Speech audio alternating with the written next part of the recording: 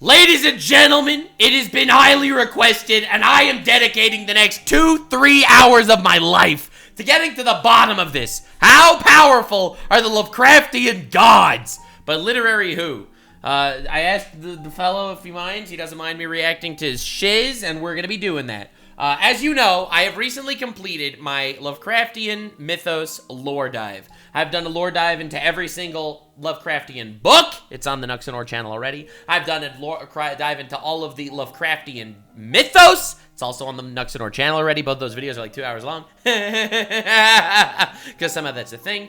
And today, we're going to be doing a lore dive into exact power scaling of the Lovecraftian gods. The big question that everyone asks, can Cthulhu beat Goku? It's the ultimate question. And hopefully by the end of this video, we will be having a conclusion. Thanks for the raid, Rabbi. All right, let's go, baby. Let's see what this is all about. And let's power scale these anomalous Eldritchian entities. All right. The Lovecraftian gods. Oh, God. Iconic. I love his voice. Influential and more relevant. The Lovecraftian gods. Iconic, influential, and more relevant to this video. Very strong. Yeah! Yeah! That's the question. That's the question. Can Cthulhu tentacle fuck Goku? Okay, I was beat Goku in a fight. But just how powerful are they? Well, if you ever wanted to know, this might just be the video for you. But first, an important Dude, when are we getting Davy Jones versus Cthulhu a death battle? That's the question.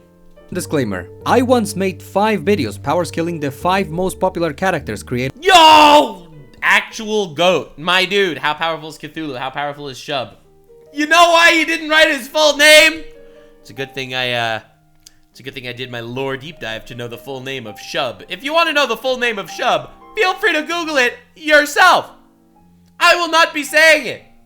Then also look up the name of Lovecraft's pet cat if you really want to be traumatized. How powerful is Nyarlathotep? How powerful is Azathoth? How powerful is Yog-Sothoth? Yeah, these are the most common and I guess popular of the Lovecraftian mythos. By Lovecraft. This video you are watching right now is just those 5 videos combined into one. I did this for convenience so that all the information is in one place. With that said, we can begin. All and right, what better baby. way to do so than by starting with the most well-known character Lovecraft created. All I right. speak, of course, of It's none Cthulhu. It has to be Cthulhu. It has to be Cthulhu. other than Cthulhu. Yo! It's the goat. It's the goat. Let's go, baby. Let's go. Can Cthulhu beat Goku? The poster child of Who would win? Cthulhu or Poseidon in single combat? Lovecraftian mythos. Have you ever wondered how Dude, I love power scaling these esoteric bullshit things just so that people's favorite characters lose and they got all upset and horny. powerful he is? Well, I haven't, because I am an adult, you see. Yeah! I do not have time to think about nonsense for children. Instead, I am way too busy thinking about nonsense for children. Based. Speaking of, let's talk about nonsense for children. Specifically, is Cthulhu big strong? Well, Yeah, let's find out. that's the But question. first, I want to tell you his backstory. So, Cthulhu All right. We get some lore. We get to understand our boy a little bit better. Dude, this is I just googled Shub. Yeah. Shub. You know, brother, listen. I don't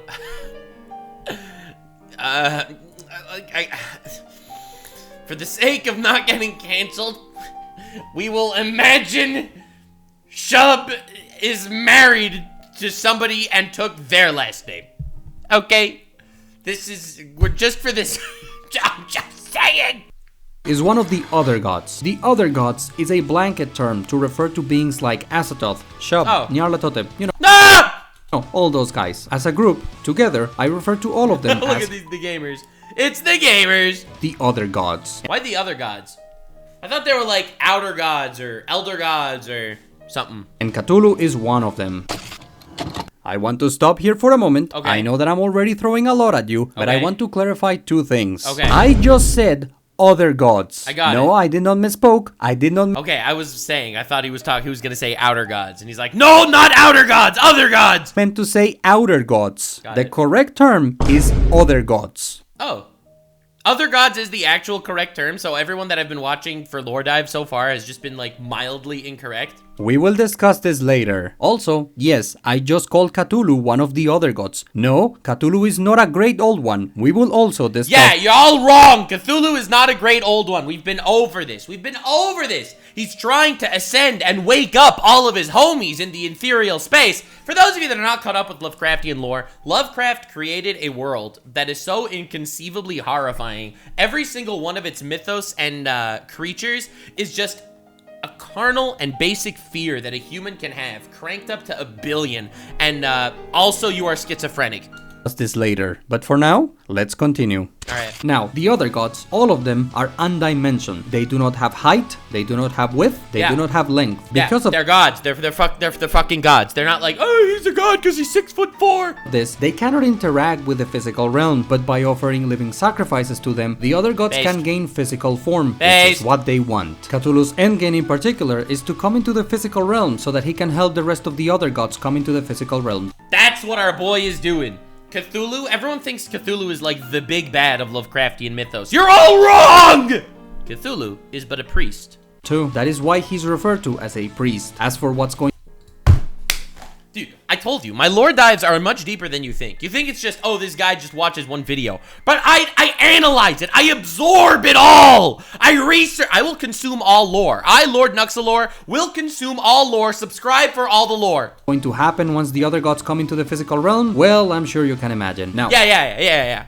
No, we cannot imagine. You're wrong. We literally can't imagine. It is beyond our comprehension. A long time ago in Earth's history, Cthulhu sent to Earth a group of beings known only as the spawn of Cthulhu, but for simplicity's sake, I'm going to refer to them as the Cthulhians. Yeah, and don't get it confused with Cthulhu. Cthulhu is just sexy waifu Cthulhu, totally different thing. They were squid people. The Cthulhians landed in a supercontinent called Mu and started building a civilization, but more importantly, they built a city called R'lyeh, which is super important for Cthulhu. Now, here's something you need to know. In Lovecraftian mythos, dude actually went crazy. Look at this. He has like actual excerpts of all the books and shit. Dude, this is an insane lore dive! This guy did such a good job putting this together. Humans are not the only life forms in the universe. There are aliens almost everywhere. There are even aliens living on the moon. When the Cthulhians landed on Earth, humans were not a thing yet. Instead, the planet was populated by two groups of beings. Well, actually, there were more than two alien— Wait, what? Great race of Yith and these and those? What? Well, the Migo, I know. I remember from our previous lore dive. They're also the starfish faces. Weren't the starfish faces taking over the Earth and they evolved to lose wings because they didn't need extraterrestrial travel anymore? And then the Cthulhians came and they had a whole great war and they had to split up, basically divided the Earth. All the starface people ended up living on Antarctica or something. Races living on Earth, but for this video, only two of them are relevant, and those are a super advanced— That's the starfish guy! Bro, what I'm telling you, these lore dives are so worth it. Alien race referred to as the Elder Things and the Atlanteans, the people from the mythological Atlantis. Now, when the Cthulhians got to Earth, they went to war with these two groups. The Cthulhians were here to sacrifice people to Cthulhu after all. But it turns out that the Elder Things were too powerful because they were too advanced. Fun fact, in Lovecraftian mythos, magic and science are the same thing, so the Elder Things were basically— Magic and science are the same thing because Lovecraft understood nothing about science. Yes. The air conditioner is dripping. Must be a banshee. Space wizards. Anyways, the Cthulhians end up making a peace treaty with the Elder Things because they couldn't kill them. And then the Cthulhians average peace treaty when genocide doesn't work. Focus their efforts on the Atlanteans. Here, the Olympian gods intervene and— Bro, you're just skipping Nodin? Wait, Nodin was there just a second ago. Space wizards. Anyways, the Cthulhians end up making a peace treaty with the Elder Things because they couldn't kill them. And then the Cthulhians I saw Nodin here somewhere. Focus their efforts on— That's too long. The Atlanteans. Bro, it's insane how much proof he actually has for everything he's saying. This is wild. Trident-bearing Neptune was there, and sportive Tritons, and fantastic Nereids, and upon dolphins' backs was a vast, crenulate shell, wherein rode the gay and awful form of primal Nodins. I feel like that's not something that, I feel like that's not something you could say anymore. I mean, Lovecraft definitely lived a while ago, but I don't know. I feel like gay and awful is not so. All right. Here, the Olympian gods intervene and sink the entire continent of Mu, sending the city R'lyeh to the bottom of— Wait. So what? Atlantean gods? Gods intervene and sink the entire continent of Mu, sending the city R'lyeh to the bottom of the sea. Bye. Yeah, in case you didn't know, surprise, the Olympian gods of Greek mythology exist in the Lovecraftian mythos. Now, everything exists in the Lovecraftian mythos. If it could scare you, it's real. with the sinking of Mu, the Cthulians were going to die, but Cthulhu uses his magical powers and casts a spell that saves all of the Cthulians inside of R'lyeh, and they remain there in some kind of hibernation state. The promise then is, Base Cthulhu. once Cthulhu has been brought into the physical realm, he will awake the Cthulians once more. After losing R'lyeh, the other gods retaliate against the Olympians and sink Atlantis. But now Cthulhu has a bit of a problem. The city he needs and the people who were working for him are now inaccessible. Luckily and conveniently for Cthulhu, R'lyeh will rise to the surface when the stars are aligned, because magic. So now all he needs are new employees, and would you look at that, That's us, baby. just so happens that the Elder Things just created all life on Earth, including humanity. So Yes! What a coincidence! What a coincidence! Manipulating humans into crazy, creepy religions and cults, sacrificing humans and shit.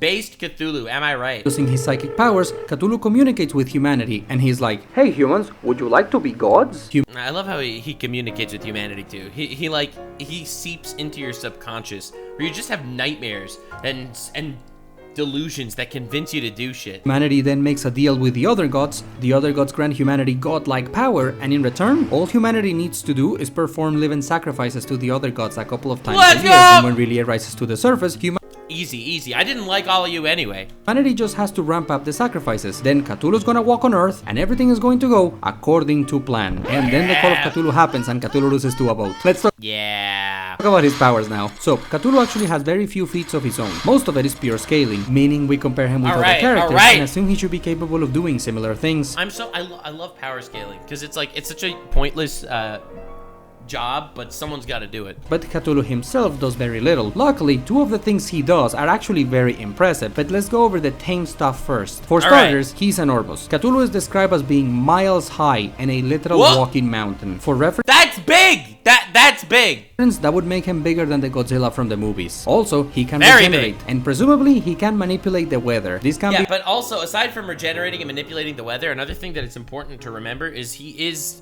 more immortal than you think. Because in Lovecraftian lore, there's also Cthulhu. Now, Cthulhu and Cthulhu are different. Cthulhu is basically Cthulhu's daughter. However, if Cthulhu ever does die, and he is immortal, alright? If you ever kill the immortal Cthulhu, Cthulhu will be reborn as Cthulhu's baby. Actually impossible to fucking get rid of this guy. backed up through scaling. We'll talk about it later. Lastly, some people claim Cthulhu has some kind of omniscience because of this one line from the Wait, what? They knew all that was occurring in the universe. I mean, that's pretty good. Call of Cthulhu. Personally, I disagree, but I have seen people claim this. You can read the excerpt for yourself and make up your own mind. Alright, those are all his low tier feats. Now let's get into the impressive stuff he has. Wait, that was the low tier feats? Wait. That was the low tier feats. Okay, alright, okay. Alright. Done. In the Lovecraftian mythos, there are many points of existence where higher planes of reality and the physical realm connect, and in those intersections, you can literally walk from the physical realm to a higher plane of reality, or alright, that's pretty cool, vice versa. Now, Cthulhu does not actually live at the bottom of the ocean. Under the sea! No, he lives in an alternate dimension. Invading the minds and subconscious of humans to torture them and to sacrificing shit to summon them. Then what Lovecraft sometimes called the outside or the void. Cthulhu does not live in R'lyeh. He uses R'lyeh as a portal to descend from the outside and step into the physical realm. That's what R'lyeh is for. But what's crazy is that from the void, Cthulhu can cast his magical spells and use his psychic powers. For you to properly understand why this is insane, you need to understand how big the universe of Lovecraft is. So let's start. Alright, dude, this guy's fucking good. He's actually good. He's like really breaking this down. The bottom. First, we have a structure called the material sphere. This is the physical realm, the universe as you and I know it. Except that Lovecraft's universe is minimum bajillions of years old and it's infinite in size, but it is three-dimensional. Now, dimensionality is something that I will probably mention a couple more times throughout this video, so just... Yeah, because we live in 4 dimensions right now, at least, right? Maybe 5. 4 or maybe 5. So 4 dimensions would be, the 3 dimensions of space and the 4th dimension of time. A 5th dimension would be like some sort of supernatural dimension. The Cthulhu mythos takes place as 6th dimensional entities or higher. above even supernatural existence inside of our physical world. So they are literally beings that are far beyond our comprehension. Just so you know, whenever I talk about dimensions, I'm talking about spatial dimensions. Width, height, length, that kind of stuff. That's 3 dimensions. So, the material sphere is infinite in size, bajillions of years old, and 3-dimensional. Above the material sphere, there's what's called the dreamlands. This is a more spiritual higher plane of existence that is already beyond time, also infinite in size. Yeah, so apparently the dreamland in Lovecraftian mythos is as it sounds, you know? It's where your dreams are. It's some sort of collective unconscious, some sort of pantheistic universe that is a collective unconscious where the mind exists. And it has an infinite amount of dimensions. Yeah, it has width, height, length, and then an infinite more. What? Yeah, and there is literally no conceivable way to even begin to understand that. What does that even look like? I don't know. Now, in the Dreamlands, one can create their own realms that can also be infinite in size. And as it turns out, every being on Earth that can enter the Dreamlands is only actually accessing the Dreamlands of Earth. As I explained before, the 3-dimensional material sphere is infinite in size and it's full of life everywhere. Oh my god, I didn't even consider that! It's not a collective unconscious of humanity. It's a collective unconscious of every being on every planet in an infinite-sized universe. Every single alien civilization out there has the potential to access the dreamlands of their planets. Each of these dreamlands is as big as the dreamlands of Earth, and everything I have explained to you so far comes together to form a single universe. And as a matter of fact, there is an infinite amount of these universes. Alright!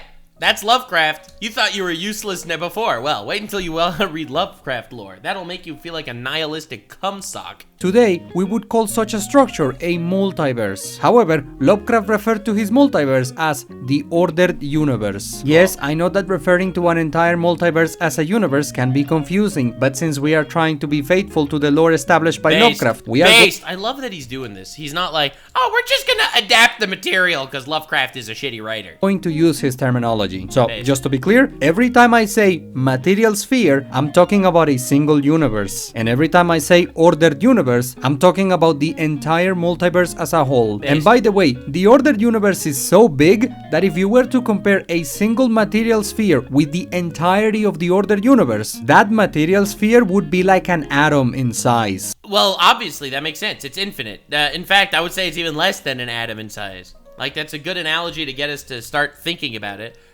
But ultimately, if the ordered universe is infinite and every universe is infinite, it's infinite squared, bro. It's actually just infinite squared, which is a really big number. What are you linking me here, chat? Oh, I think I've seen this somewhere before. It's the Red Pill Podcast. Omega is the lowest ranking species in the Omegaverse Alphaverse universe. But you don't know anything about the Omegaverse Alphaverse universe, bro? You sounds like you're a Sigma. Have a strong, sweet scent, which are. Why are you doing this to me? Why would you send me this clip right now? There are 2 wolves inside of me, and they want to fuck each other very badly. Oh my god, dude! Why am I like this? And comes inside them to release from. Hey, dude, stop, please, no! Why would you send me this clip now? Why are you like this? How do you even have this? Right. But we are not done, because beyond all of this is what Lovecraft called the ultimate. Above the multiverse is another universe in the freaking Lovecraft. Alright. Gate. This is actually Yog-Sothoth itself, and then past this gate, above the multiverse is Yog-Sothoth. At the center of all creation is the void, and here is where all of the other gods live. And then at the very center of this void is Azathoth. Now, okay, alright.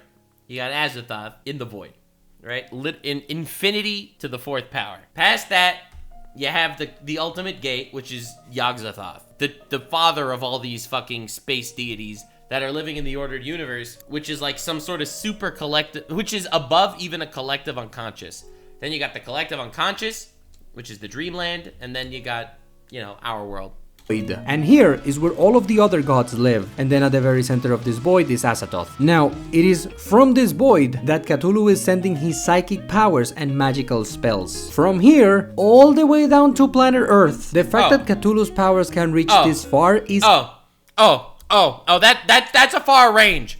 Bro would snipe Goku out of the ether before Goku even was born. Insane! Compared with Cthulhu, characters with psychic powers like Charles Xavier would be a literal speck of dust. Not even. Not even a speck of dust. And these are the things he has done. Now let's go over the things he should be capable of doing. Okay, I'm shaking right now. That's crazy. First, there are these beings called the Deep Ones, and they worship Cthulhu. The other gods always trade power in exchange for sacrifices. That is the modus operandi of the other gods. Based. I exchange power for sacrifices as well. A single Deep One can conjure a storm, and it is believed that all of them together can destroy the earth. The Deep Ones get their powers from Cthulhu. Cthulhu should be capable of doing these things. Next. Yeah! He's just right! If the Deep Ones can destroy the Earth, and they're only getting a fraction of Cthulhu's power after it traveled from the void, through the gate, through the multiverse, through the dreamland, into the real world, to give the Deep Ones power, and they can literally destroy the planet, then Cthulhu can freaking do a lot more than that. Oh my lord! There's this lesser deity called Bokrug, and he can turn people into amphibian creatures. Cthulhu is ranked higher than Bokrug. Cthulhu is a much more important deity. You could argue ranking higher in the divine You're a third-rate deity with a fourth-rate dick. hierarchy equals being more powerful, and also you can argue that stronger deities can do anything weaker deities can, which would mean Cthulhu can also make you change races. Next, in Lovecraftian mythos, necromancy is a power that in general is associated with the Necronomicon and the other gods. You could argue Cthulhu can raise the dead. This can be backed up by the fact Cthulhu plans on awakening the Cthulians. He can literally bring the dead back too? Oh my god, he can literally do everything! Once he comes into the physical realm. Moving on, there are these creatures called the Migo. They are lackeys of the other gods. They were sent from the void, and with their wings, they can fly at faster than light speeds and time travel through sheer speed alone. Once again, the Migo work for the other gods. The other gods gave them this power. One could argue Cthulhu should be capable of moving this fast as well. No, that's just facts. That's just such basic power scaling feats. Holy shit. Well, moving on, the Mayan gods exist in Lovecraftian mythos, and in fact the Mayan gods come from the void. The Mayan gods are part of the other gods. There is a man named Arthur Feldon, and he creates a device that he is confident will allow him to surpass the Mayan gods, and even then he acts humble when talking about Cthulhu. Lord, that's insane. That's actually insane. This is basic power scaling, by the way. He's just right. You can use this to argue Cthulhu is more powerful than the Mayan gods. Next, there's this planet called Yog-Sothoth. It's actually just Pluto. In Lovecraftian mythos, Pluto is called Yog-Sothoth. The planet is an outpost used by the other gods. And there's this thing called Ghatanothoa. Ghatanothoa is said to... Yeah, we know Ghatanothoa. We went into that. We covered that. Come from Yog-Sothoth, so it actually comes from the void. And Ghatanothoa has the power to petrify you with its eyes. Yeah, Ghatanothoa is currently living on Earth in Lovecraftian lore and sleeping underground, and anyone that bumps into him gets turned to stone. In addition, in the Necronomicon, there is also a spell that also lets you petrify people. We can use all of this to argue Cthulhu also has petrification powers. Lastly, there's this alien race called the Kanyanians. They come from Yog-Sothoth, they worship Cthulhu, and were sent to Earth by Cthulhu. And the Kanyanians have the power to disassemble and reassemble matter. So Cthulhu should have that power too. Alright, that covers all the low-level scaling, so now... Low-level scaling?! Low-level scaling! I came in here expecting like, yeah, he's like Goku level.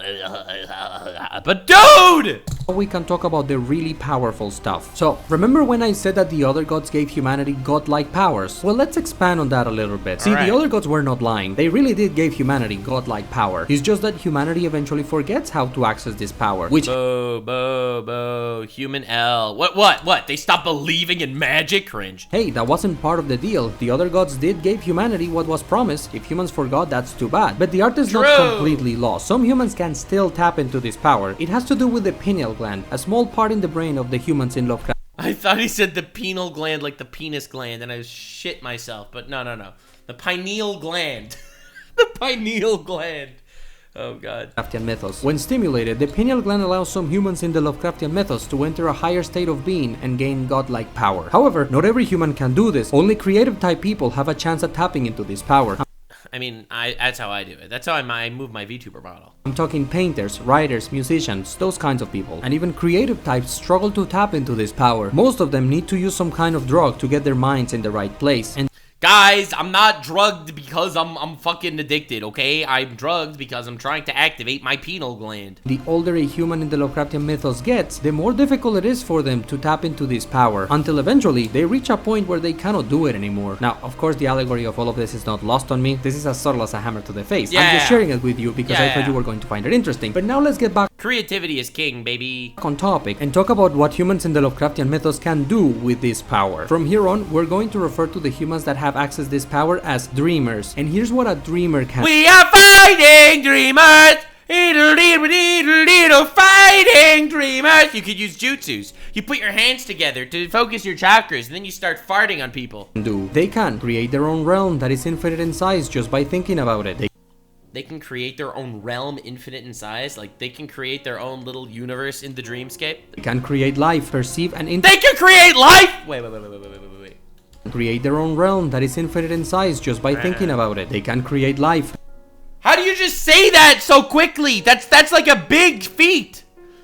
The old chief of the cats also told him to find the enemy King Coranus, who was in Carter's later dreams and reigned ultimately in the Rose Crystal Palace of the 70 Delights in Celophace and turned to class of Sky Film Serenade. It seemed like he could not. No more find content in those places, but he can form the mighty longing for the English cliffs and downwards of boyhood, where in the little dreamy villages English old scholars have at the beginning of the latticed windows, where the great church towers peep over the verdure of distant valleys. He can go back to these things in the waking world because of his body was dead. What? He cannot go back to these things in the waking world because his body was dead! But he had done the next best thing, and dreamed a small tact of such countryside in the region east of the hills, where the meadow rolled gracefully up to the sea cliffs at the foot of the Terranin hills, where he dealt in grey, Gothic manner of stone looking onto the sea. Then tried to think of the ancient Trevor Towers, where he was born, and where 13 generations of his forefathers had never seen the light. On the coast nearby, he had little corners, setting therein, and people had most of the English faces, and seeking over to teach them, a dear remembered a sense of... How is this proof that they could create life? Yo, Arrow Mage, thank you for the 5 gifted subs. Can create life, perceive and interact with higher dimensional entities. I also create life. It's called having sex. And in fact, they can't just decide to transcend into places with more dimensions. They are eternal. The passage of time doesn't do anything to them. They can exist for eons. They can choose to reincarnate at any point in time, be it past or... Right, but they live in the fucking dreamscape where everything is eternal, right? Don't lie to us, Nux. You can't have sex. No, I mean like... It's like, it's a physical possibility, okay? It's like not like, shut up! Or future. They can remember... No, Gaxberry, thank you for the 5 gifted subs. As lives, they become so powerful, they can shake all the stars. Need I remind you, we are talking about all the stars in an infinite universe. They can easily and casually fly through space at faster than light speeds. They can transmit... I think the obvious point is, if someone could really make their domain in the dreamscape or any of the universes above, but they also... but once they actually can control themselves in these higher universes, the actual lower universes, like the physical universe, is just a joke, right? Like, it's an infinite universe, but each one of those planets on infinite universes has a dreamscape that is an infinite universe. And I know, because I have sex in my dreamscape. Mute matter, and allegedly they can just do anything. But here's the most insane stuff. Dreamers become so powerful that if another person looks at them, it's like if that person was looking at a galaxy. Oh. Also, dreamers... But that's the idea, because these dreamers, they can access this dreamscape. The dreamscape is infinitely bigger than our dimension. Are capable of creating something that is better than something that was created by the other gods themselves. Yeah, if you want to put it that way, that's pretty cool. And as the cherry on top, dreamers can time travel, see the past, see the future. It literally is not ending. It's literally not ending. Manipulate time however they feel, and they are actually just beyond time altogether. Right. And if all of this wasn't enough, one time a dreamer fought a monster in space. They were light years away from Earth, and the explosion from their fight reached the Earth instantly. And Wait. There were 92 light years away from Earth, and their explosion reached the Earth instantly? That's insane. That's like OP as shit. That's going... That's inconceivable. 92 light years away. That means it would take like 92 years to travel, where this traveled instantly. And then the night sky remained illuminated by the energy released from their fight for months. That is how much power the other gods gave to humanity. Not just one person, the entire race. This is a level of power comparable to the likes of Franklin Richards or Dr. Manhattan. And I want you to keep that comparison. Oh my god. Everyone in Lovecraftian mythos, every human, has the capability to become a Dr. Manhattan. Jeebus. In mind from this point on, because now that you understand how powerful a dreamer is, we can make a little staircase. Things are about to get out of hand. See, in the Dreamlands, there are these things called zoogs. They are like little rat things, and a zoog can eat a dreamer like it's nothing. I'm out. Bro just spent 16 years discussing fucking dreamers and how they're overpowered, okay? And then he's just gonna introduce Zoog, a little rat thing, and it just eats a dreamer like it's nothing!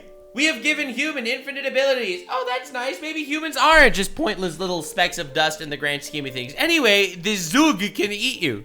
I feel like I need to dwell on this a little bit so that you can properly grasp what I just said. I want you to think about a fictional character with reality warping powers. Any character would do as long as they have this ability. As long as it's reality warping. Well, don't worry. Zoog will show up. Character just got eaten by a rat. Oh, fuck, dude. Oh, that hurts. If it's the Elden Ring rats, I believe it. But, dude, I am in so much pain. I am in so much pain just listening to this power scaling. This is astronomically fucked. But as we all know, rats have their natural predators. So in the Dreamlands, there are these talking cats. And what? And these cats can eat. Thereupon, a moment's lost in great flood. A great ocean of cats flooded the enchanting wood and surged around the council's tree in great stone circle. Flutterings rose to the panic pitch as the enemy saw the newcomers that were there. There was little resistance among the furtive and curious brown zoogs. No. They saw that they were beaten in advance, turned from the thoughts of vengeance. Oh my god, this is insane!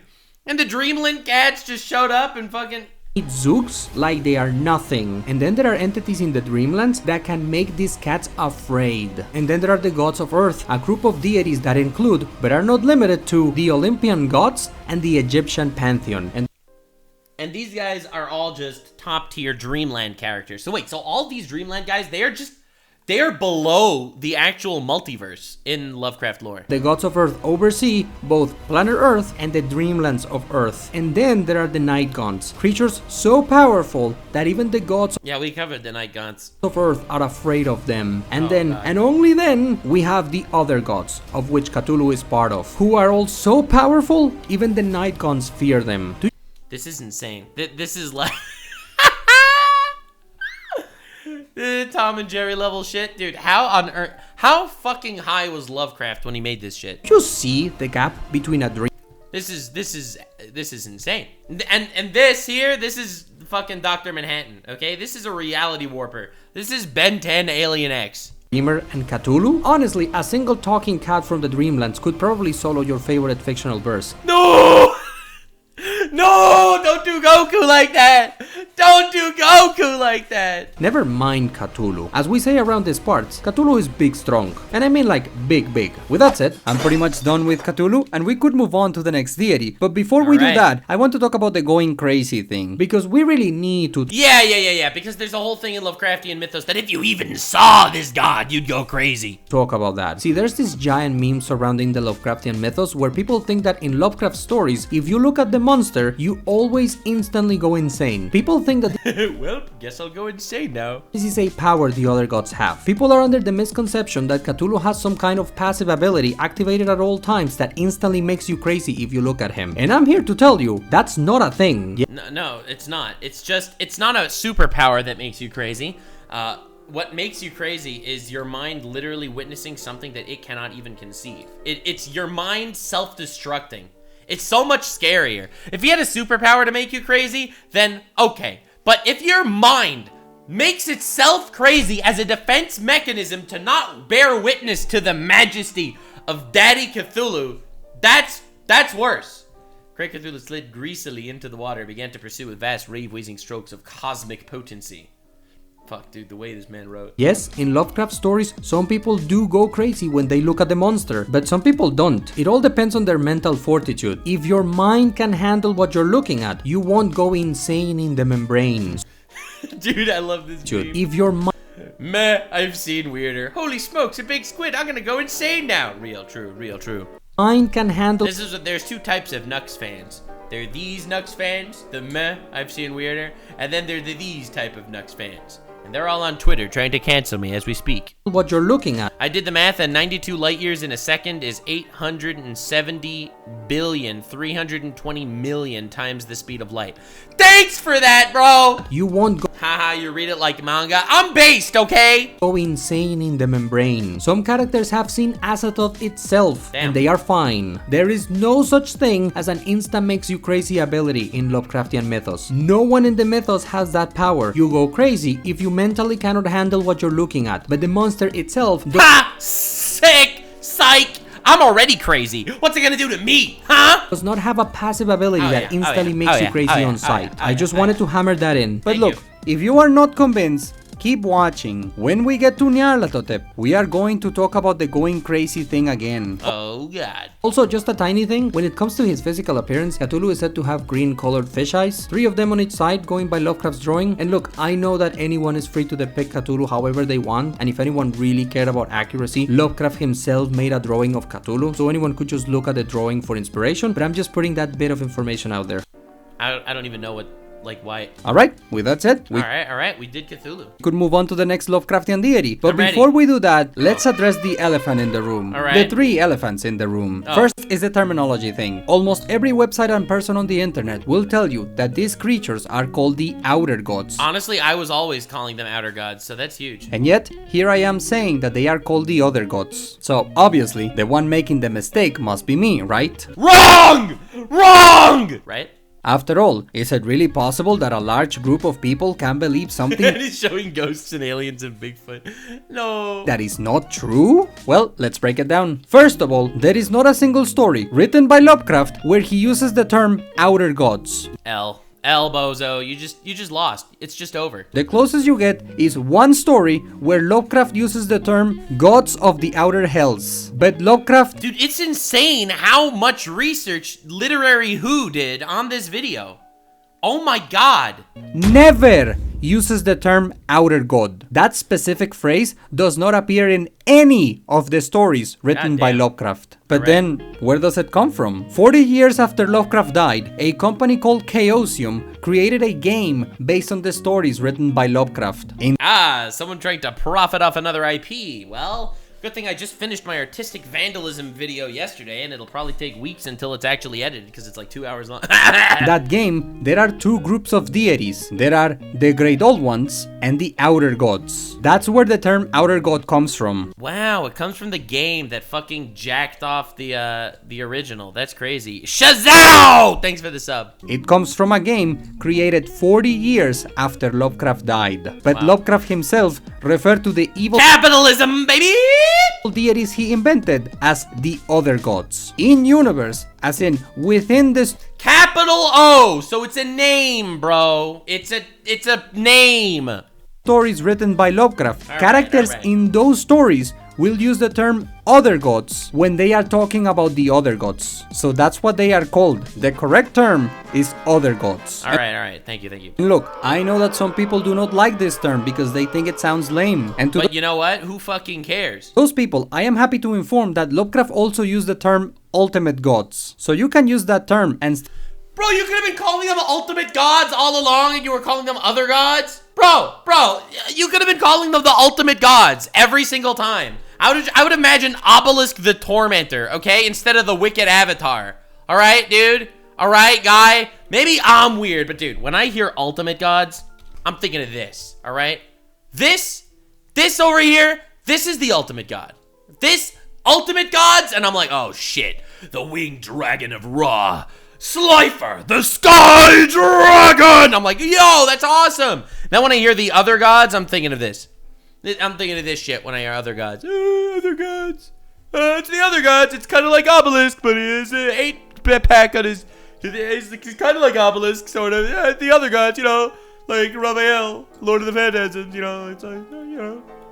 Still be faithful to the lore established by Lovecraft. But if you use the term Outer God, you are using terminology for a game that was created 40 years after Lovecraft died. Nah, but Lovecraft, he knew it was gonna happen, right? Like, he knew. In this video, we are trying to be faithful to the lore established by Lovecraft, and only the lore established by Lovecraft. So based. It's like, aren't you excited for when, the inevitable death happens to some guy you don't like, and then they just change all their fucking shit? So that's why in this video, we... Very excited. Yeah, imagine this. 40 years after J.K. Rowling dies, Harry Potter #8 comes out. And it turns out, Harry is in a vegetative state. It was all a dream. There is no wizardry. There is no wizarding world. It's Jover. And honestly, that is now the lore. That's the lore. It was all in his mind. All these characters, nothing ever happened. Admit it. You could see this happening. Someone just goes ahead and does that, and people just refer to that as the lore. We call these creatures the Other Gods. Alright, that's one elephant down, but the next one will prove far more persistent. Almost every website and person on the internet will tell you that Cthulhu is categorized as a Great Old One. And yet, here I am, saying that Cthulhu is one of the Other Gods. So obviously, the one making the mistake must be me, right? Dude, why does he... I love how he is so defensive. He's so defensive, bro. After all, is it really possible that a large group of people can believe something that is not true? Well, he's so petty! Let's break it down. Remember the game made 40 years after Lovecraft died? Well, in that game, there are two groups of deities, the Outer Gods and the Great Old Ones. In that game, Cthulhu is categorized as a Great Old One. We get it! The game made it up, bro! In that game. However, Lovecraft did use the term Great Old One in his stories. Specifically, Lovecraft used the term Great Old One in a story called The Call of Cthulhu. But in that story, the term Great Old One is used to refer to the Cthulians. Damn, literally destroyed them. Holy shit. Arrowmage, thanks for the gifted sub. If you look up Ultimate God, the second and third results on Google are from you?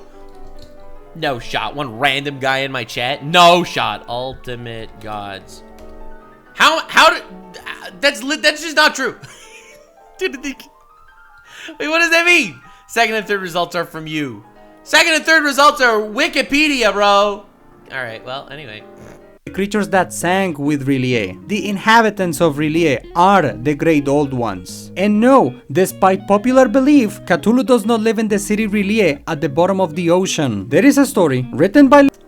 It's a versus wiki about my story. Is this even true? Are you like actually just yanking my chain? Is this your story? There's no way. The Ultimate Gods is a story written by some guy in my chat right now. Are you actually joking? Like, I don't even know. That might be the coolest fucking thing in the universe. Who wrote this? Third result is me. Arrowmage. Okay, dude. Now I have to know. The Ultimate Gods. The Ultimate Gods. Is this you? I'm just getting Lovecraft. Oh, the Reddit one. This. Dude, I don't know what I'm looking at here, bro. Assuming he's Arrowmage, but I'm not getting Arrowmage. Google doesn't show up. It's not here on my Google. But apparently you're there on other people in my chat's Google. But that's pretty cool. God damn.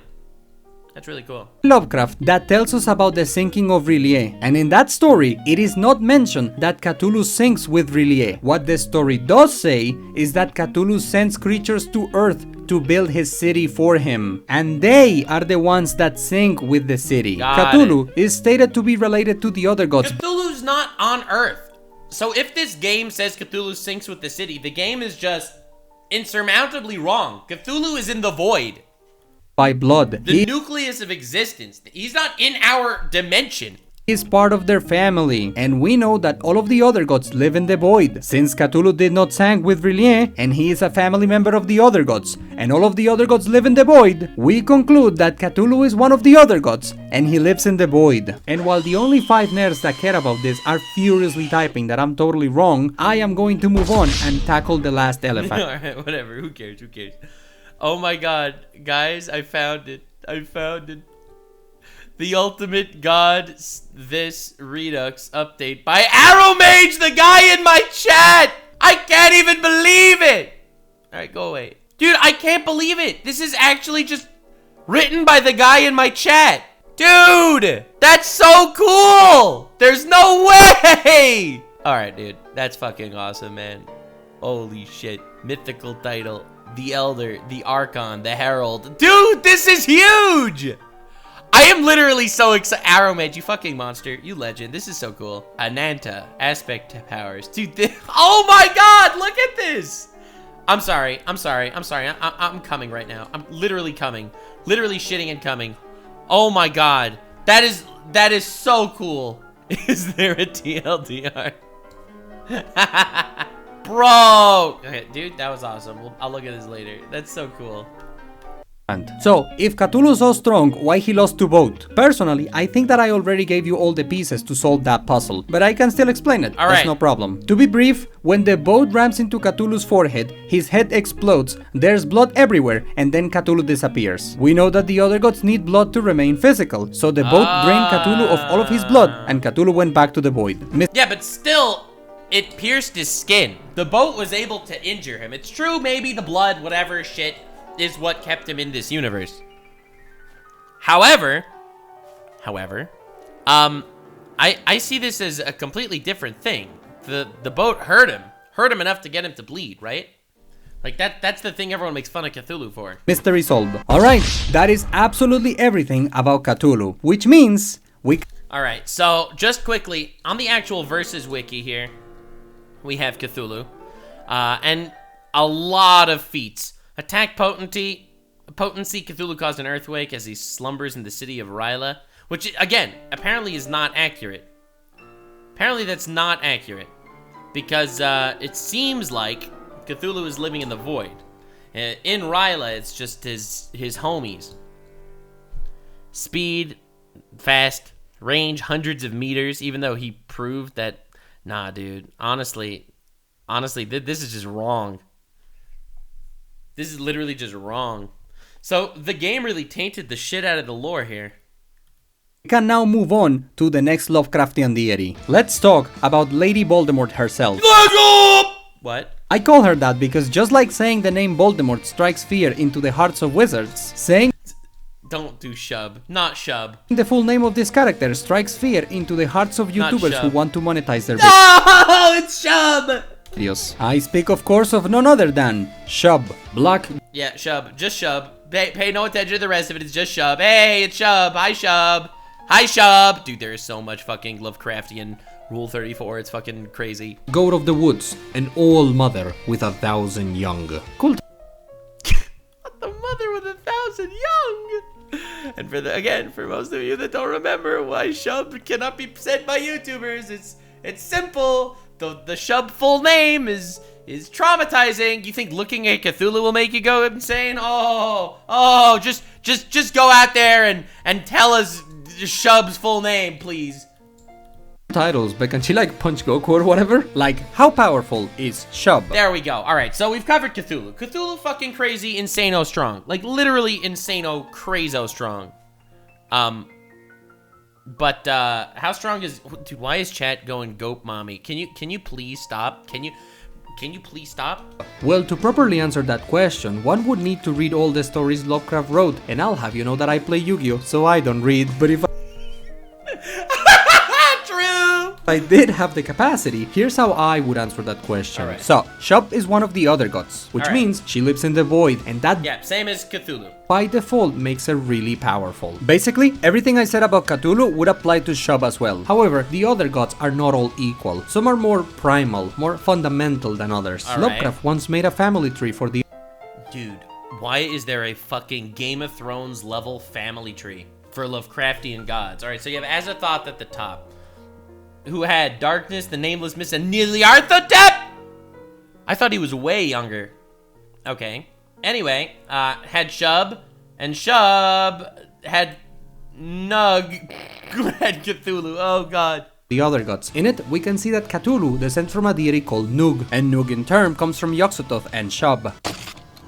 Now, here I want to stop for a moment, because I just made a very controversial move. This video you are watching right now, this was supposed to be only the stories written by Lovecraft, and now suddenly I am using a family tree. A family tree drawn by Lovecraft, yes, but I was supposed to only use his stories, so using this family tree means I am cheating. Well, allow me to defend myself. Allow me to defend you first. It's your video, you can do whatever the fuck you want.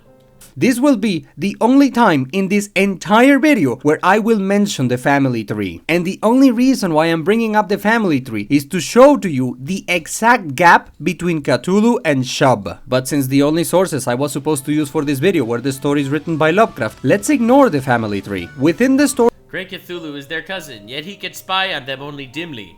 Shub. Stories written by Lovecraft, it is still stated that Cthulhu has problems perceiving higher rank deities. Well, I guess you know what that means. That means that Shub is a higher ranked deity. All those things, power scaling shit that we've said about Cthulhu, destroying universes and shit like that, Shub is stronger, somehow. We are talking about Cthulhu here, and he can barely perceive them. He can't even perceive Shub. I mean, to be fair, I have a hard time perceiving white women as well.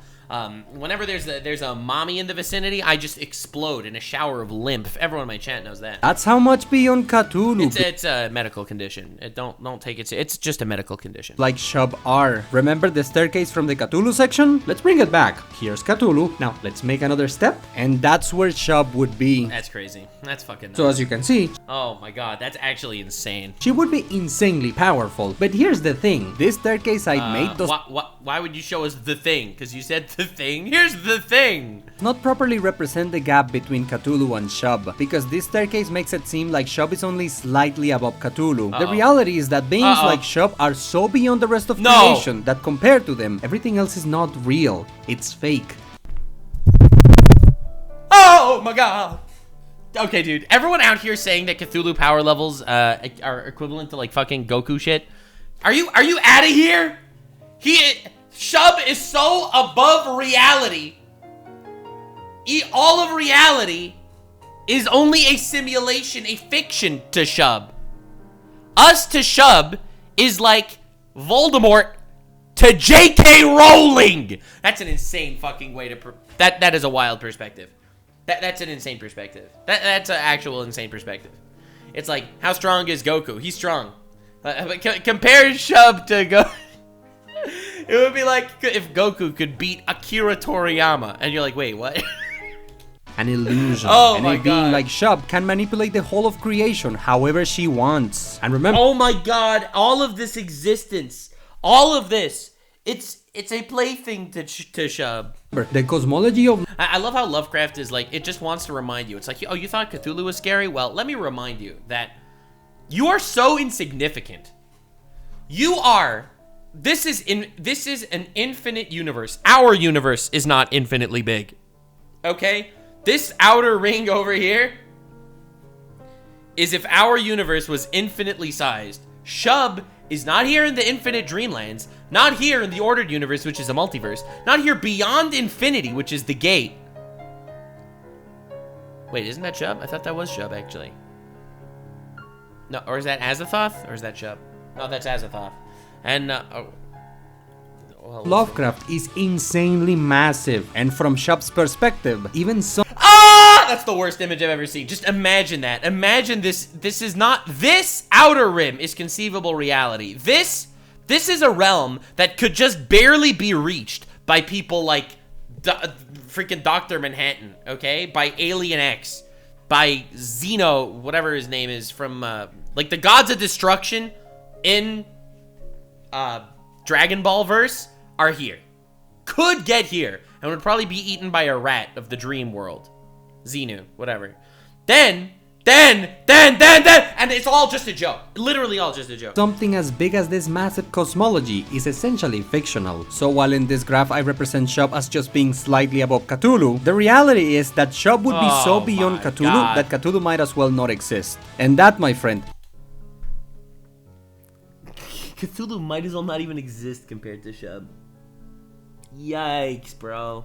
is how powerful Shub is. Now here's the thing, Shub is part of the Big Five from the Lovecraftian mythos. That's 5 names that everyone watching this video has heard of at least once. But True, real. unlike the other 4, Shub actually never appears in any of the stories. And in fact, she technically doesn't even have a single line of dialogue. So because there's not much to work with, if you want to talk about her powers, what I told you is basically about as good as it gets. Which means we could now move on to the next deity. But Yeah, it's like, imagine the Shub wiping out our universe is just Shub turning off the TV. That's insane.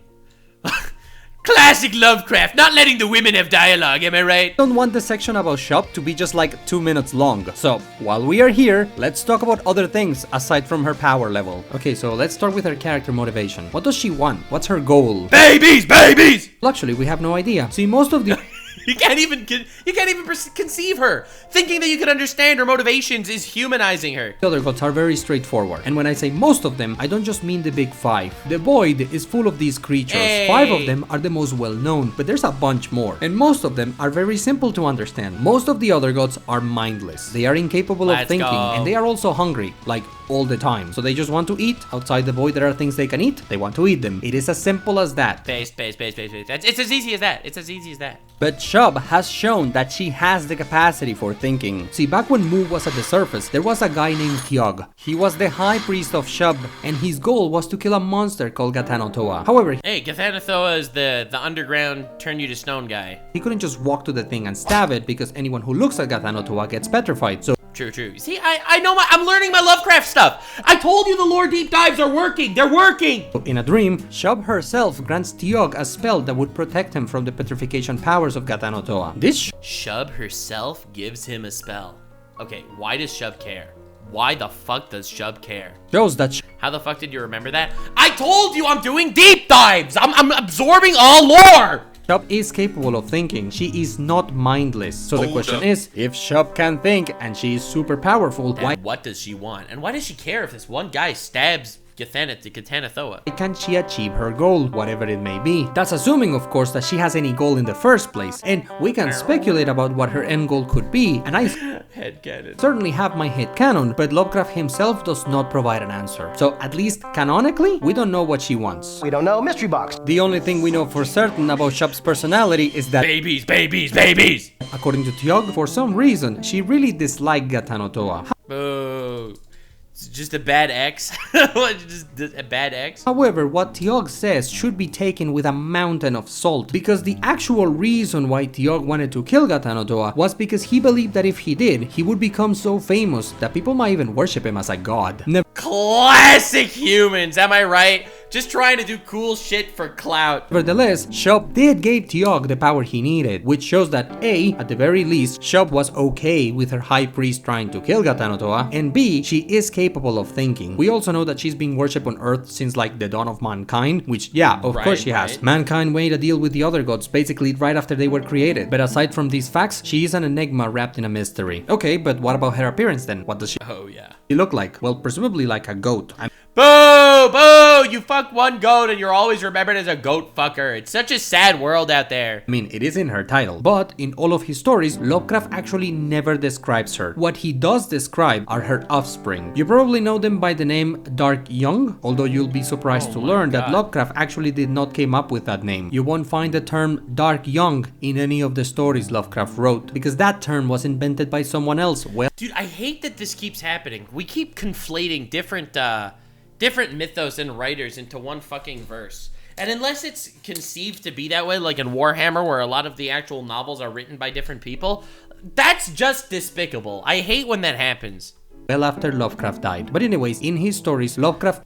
Wait, dude, that's just from Overlord. That's just the bad CGI from Overlord. only describes the offspring of Shub once, and all he says is that they are black in color, they kinda look like goats, and they have fur. Presumably, Shub looks like her offspring, so she's also some kind of hairy goat thing. Speaking of her offspring, Shub is known as the goat with 1,000 young, but we don't know if this number is literal. Does she No one with 1,000 young stops at 1,000. You know what I'm saying? only have 1,000 goat children? Or is the number figurative, and by 1,000, Lovecraft just meant a bunch? Yeah, I think figuratively. I think it meant a bunch.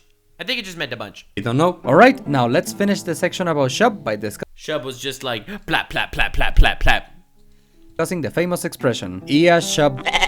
So the word Ia is from a language called Relayan. Relayan is the language of the other gods. Yeah, that's why the city of Relaya or Rayla or whatever was drowned forever ago, and it was supposed to be Cthulhu's home point. As for what the word Ia means, Lovecraft never specifically explains it in I know what it means. Ia!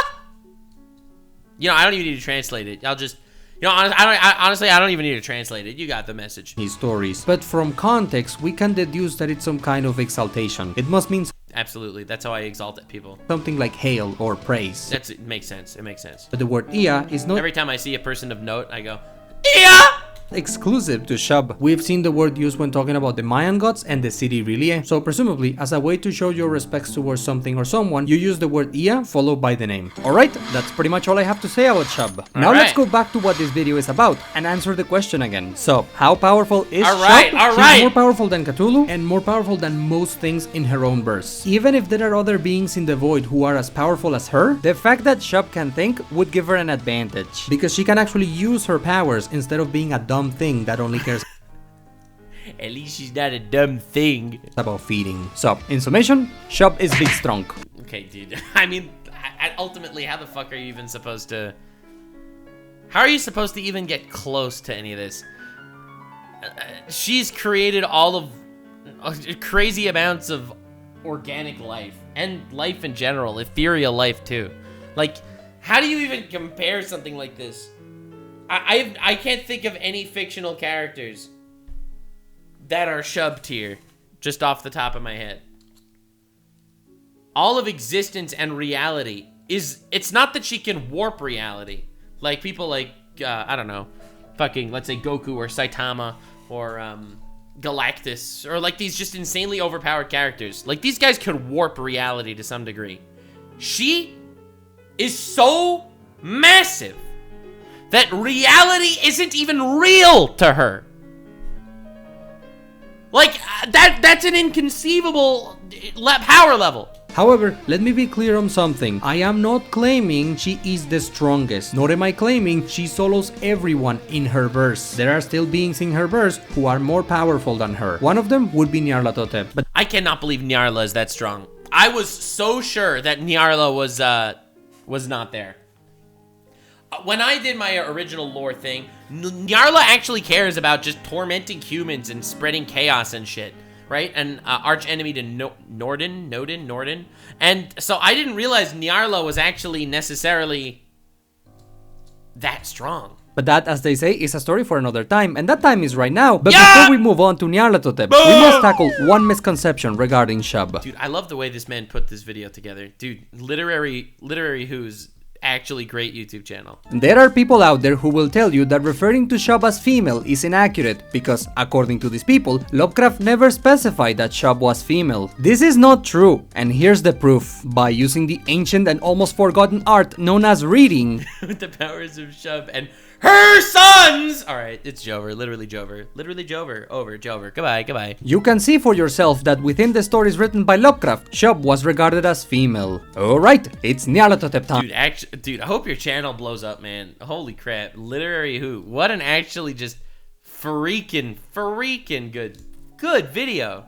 So, Nyarlathotep, the crawling chaos and soul of Azathoth. But can he beat... Stop it. Get some help. So how powerful is Nyarlathotep? Alright, I'm ready. Dude, Nyarla, just insane. And we'll talk... I've heard insane shit about her, but, I did not think that she was stronger than Shub. About power levels ever get me laid. Alright, enough goofing around because there's a lot to cover and I don't want to waste your time. Now, before we talk about his powers, let's talk about his backstory. So, Nyarlathotep is one of the other gods. In fact, he is the very soul of all of the other gods. And what? You're just gonna say that? He exists to feed them. That's basically his job. That's why Nyarla deals with humans.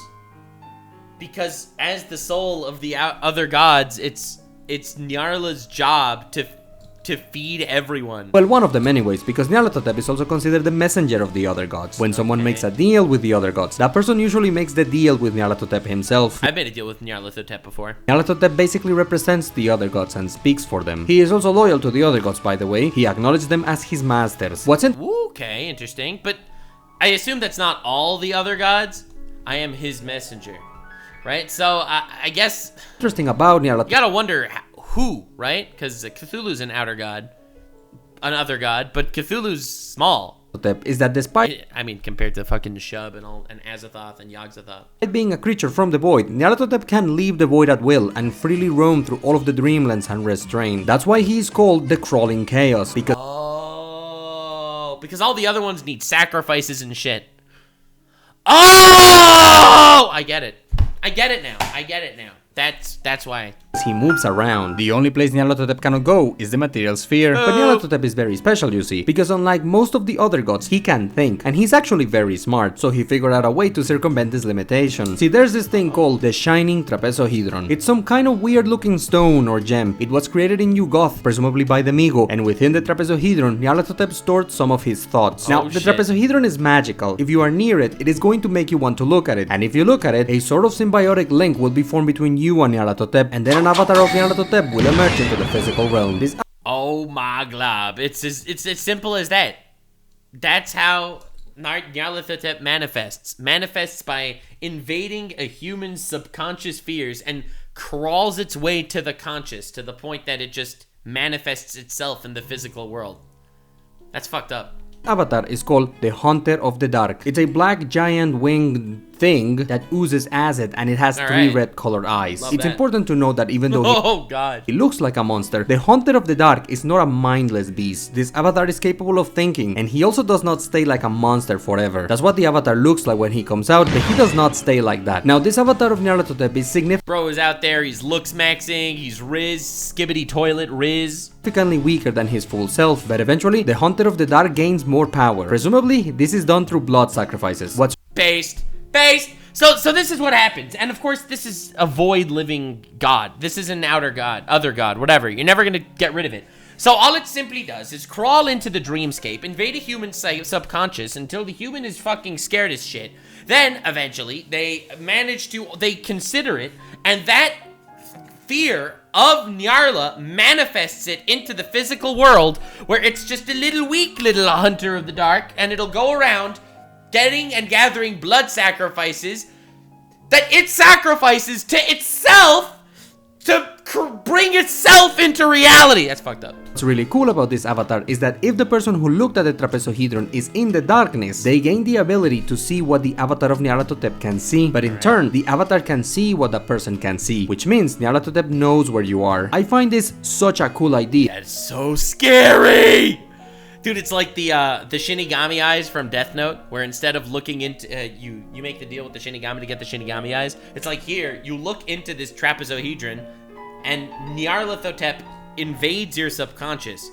You see everything, but in turn, Nyarla sees you. Yeah, there should be a horror movie based on this concept, but back to the story, since Yog-Sothoth is close to Earth, the Migo dropped the trapezohedron on Earth. There, the Elder Things found it, and then the trapezohedron taught the Elder Things how to create Shoggoths. A Shoggoth is a weird amorphous monster. This has nothing to do with Nyarlathotep, by the way, I'm just sharing lore that I think is interesting. The point is the Shoggoths annihilated the Elder Things. That's how the Elder Things died. Killed by their own creations! After the Elder Things, the trapezohedron was found by other civilizations, including the Atlanteans and the Egyptians, who are actually important to this story. In Egypt, a pharaoh named Nefer-Ka acquires the trapezohedron and summons Nyarlathotep's avatar. Eventually, other Egyptians discover what's going on. You know what he says up here? He says, in his very, very Yugi voice, "What the fuck?" That's what he's saying. And they figure out the great secret about Nyarlathotep. I will talk about that in a moment, just let me finish this. The Egyptians then get rid of Nyarlathotep's avatar, the trapezohedron is left buried in some temple Nefer-Ka built, and as punishment for what he did, Nefer-Ka is erased from history. That's why I never heard of him, ladies and gentlemen. It's as simple as that. The Egyptians destroyed any records that Nefer-Ka ever existed. Just wait. The Egyptians destroyed the records of one of the most legendary pharaohs that killed a fucking avatar of the dark just to bury this trapezohedron in history, praying that no one finds it. Just goes to show the fear that there is of this thing. Fast forward a couple thousand years, the trapezohedron is rediscovered and the Hunter of the Dark is summoned a couple more times. During one of those times, Nyarlathotep went to Salem. Yeah, the Salem known for the witch trials. Turns out in this universe, Nyarlathotep goes to Salem and tells a couple of women, "Hey, do you want to learn magic?" And that's canon in the Lovecraft universe? Because that's the thing. Nyarla will go out there and is the one that's meeting all these people. Nyarla's meeting all these people! Manipulating them, giving them magic powers in exchange for something. What started the whole witch trials thing. Also, in this universe... And all the witch trials ended up being blood sacrifices to him!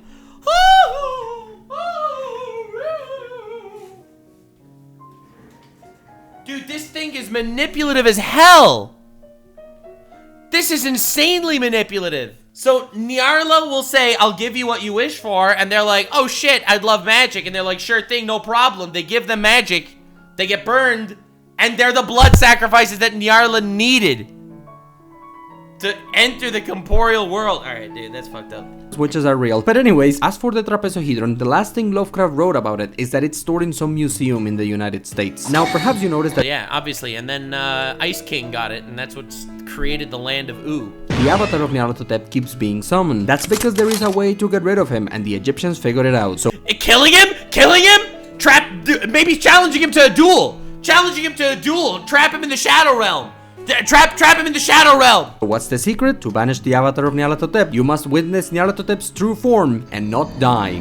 That is fucked up. I feel like that is fucked up. It's just the literal description for Nyarla. I had no idea that this lore was so insanely spooky. Dude, think about it. All you have to do to kill the avatar is to look at it and not instantly die. Shit. Presumably the way it works is that you use the trapezohedron as some kind of lens. You look at Nyarlathotep's avatar through the trapezohedron, you will see his true form, and if you can handle what he looks like, the Hunter of the Dark goes back to the void. That's crazy. That's insane. One can do this, it doesn't have to be the person that summoned the avatar. All you need is the trapezohedron and be mentally prepared for it. To give you an idea, a regular... Yo, that's so fucking cool. Imagine being such a being of inconceivable power that the only way to banish it is to not instantly die when you look at it.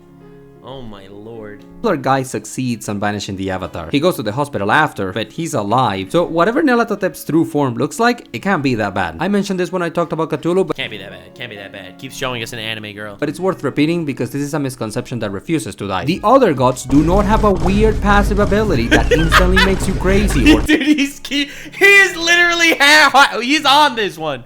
He's like, guys, this is not their power, okay? Instantly kills you if you look at them. If you can handle what they look like, you'll be fine. Well, I mean, if you're in front of them, they're still probably going to eat you, but just looking at them doesn't instantly make everyone go crazy. Nice, if you can handle what they look like, you won't go insane. I'll be fine. I've seen shit on Rule 34 that, honestly, is probably worse than Nyarlathotep. In fact, I've even seen Nyarlathotep on Rule 34.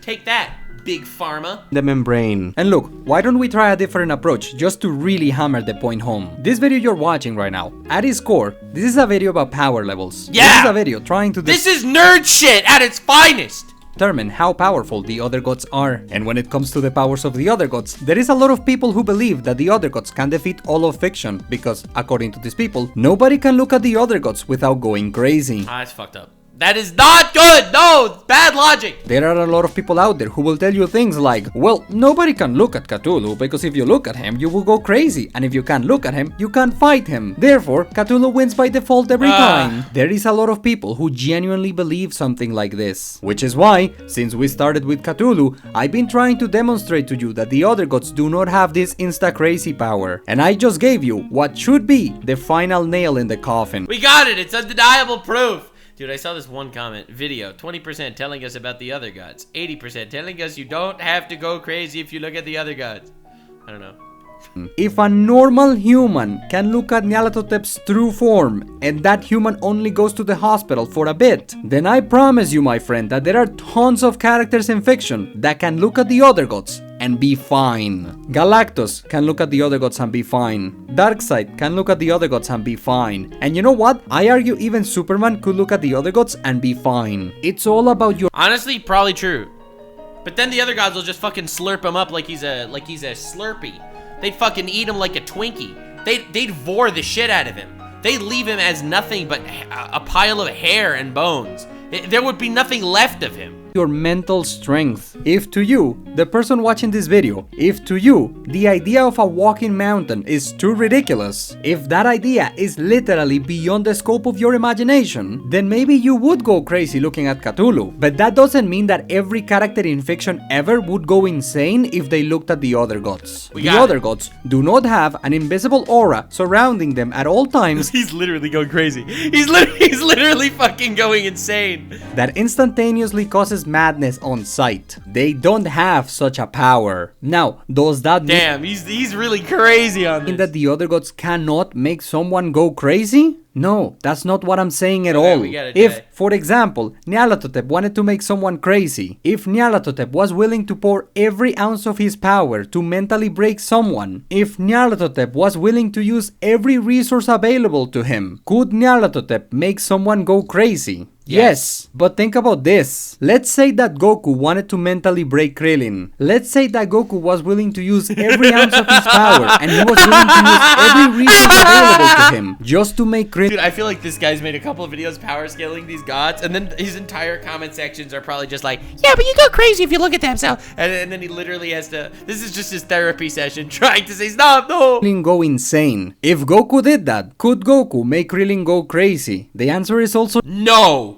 Yes. Boo!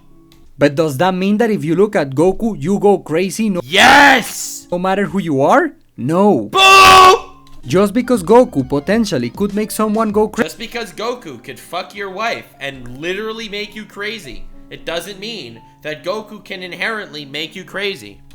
That doesn't mean he has a magical ability that instantaneously makes you crazy on sight, no matter who you are. And the same applies to the other gods. Got it. The other gods are weird looking. They are hideous monsters. Right. But it's all about your mental strength. Yes. If you can handle what they look like, you will be fine. And if a normal human can look at Nyarlathotep's true form and that human only goes to the hospital for a bit, then I promise you that there are tons of characters in fiction. I don't know, I'm just saying, if Nyarlathotep saw me, Nyarlathotep would go crazy. So like, I think that it makes sense that the inverse is true as well. That can look at the other gods and be fine. This idea that the other gods stomp all the fiction because nobody can look at them without crazy. Going crazy, this idea needs to die. He's so mad. He's so mad. Enough is enough. And look, So honestly, realistically, I do think if you ever looked at, they do probably have some sort of power around them that does actually just make them die. That makes people crazy. I'm just saying. I think it's true. Like, you make a good point, but I disagree. know that what I'm saying. I'm just saying that because if he watches the reaction, I want him to fuck his shit up. He'll lose his mind when he sees that part. Won't convince everyone. I know that there will be people out there that will listen to everything I just said, and they will still cross their arms and that's literally me. say, no, you're wrong. No, you're wrong. Cthulhu makes you crazy on sight no Makes you crazy on sight. matter what. No matter what. I know that there will be people like that. Hi, that's me. But hopefully, you won't be one of them. I am. Because hopefully... Honestly, not because I actually have an opinion, just because apparently this is very triggering. You now know better. Alright, now let's go back to what this video is about. Alright, honestly, we have to know one thing. Someone untainted by any of this information. All we need to do is go to character.ai. Alright, we'll simply go to character.ai. Personalized AI for every moment of your day. Alright, we'll sign in. We'll sign in with some email or something. Yeah, sure, continue. Alright.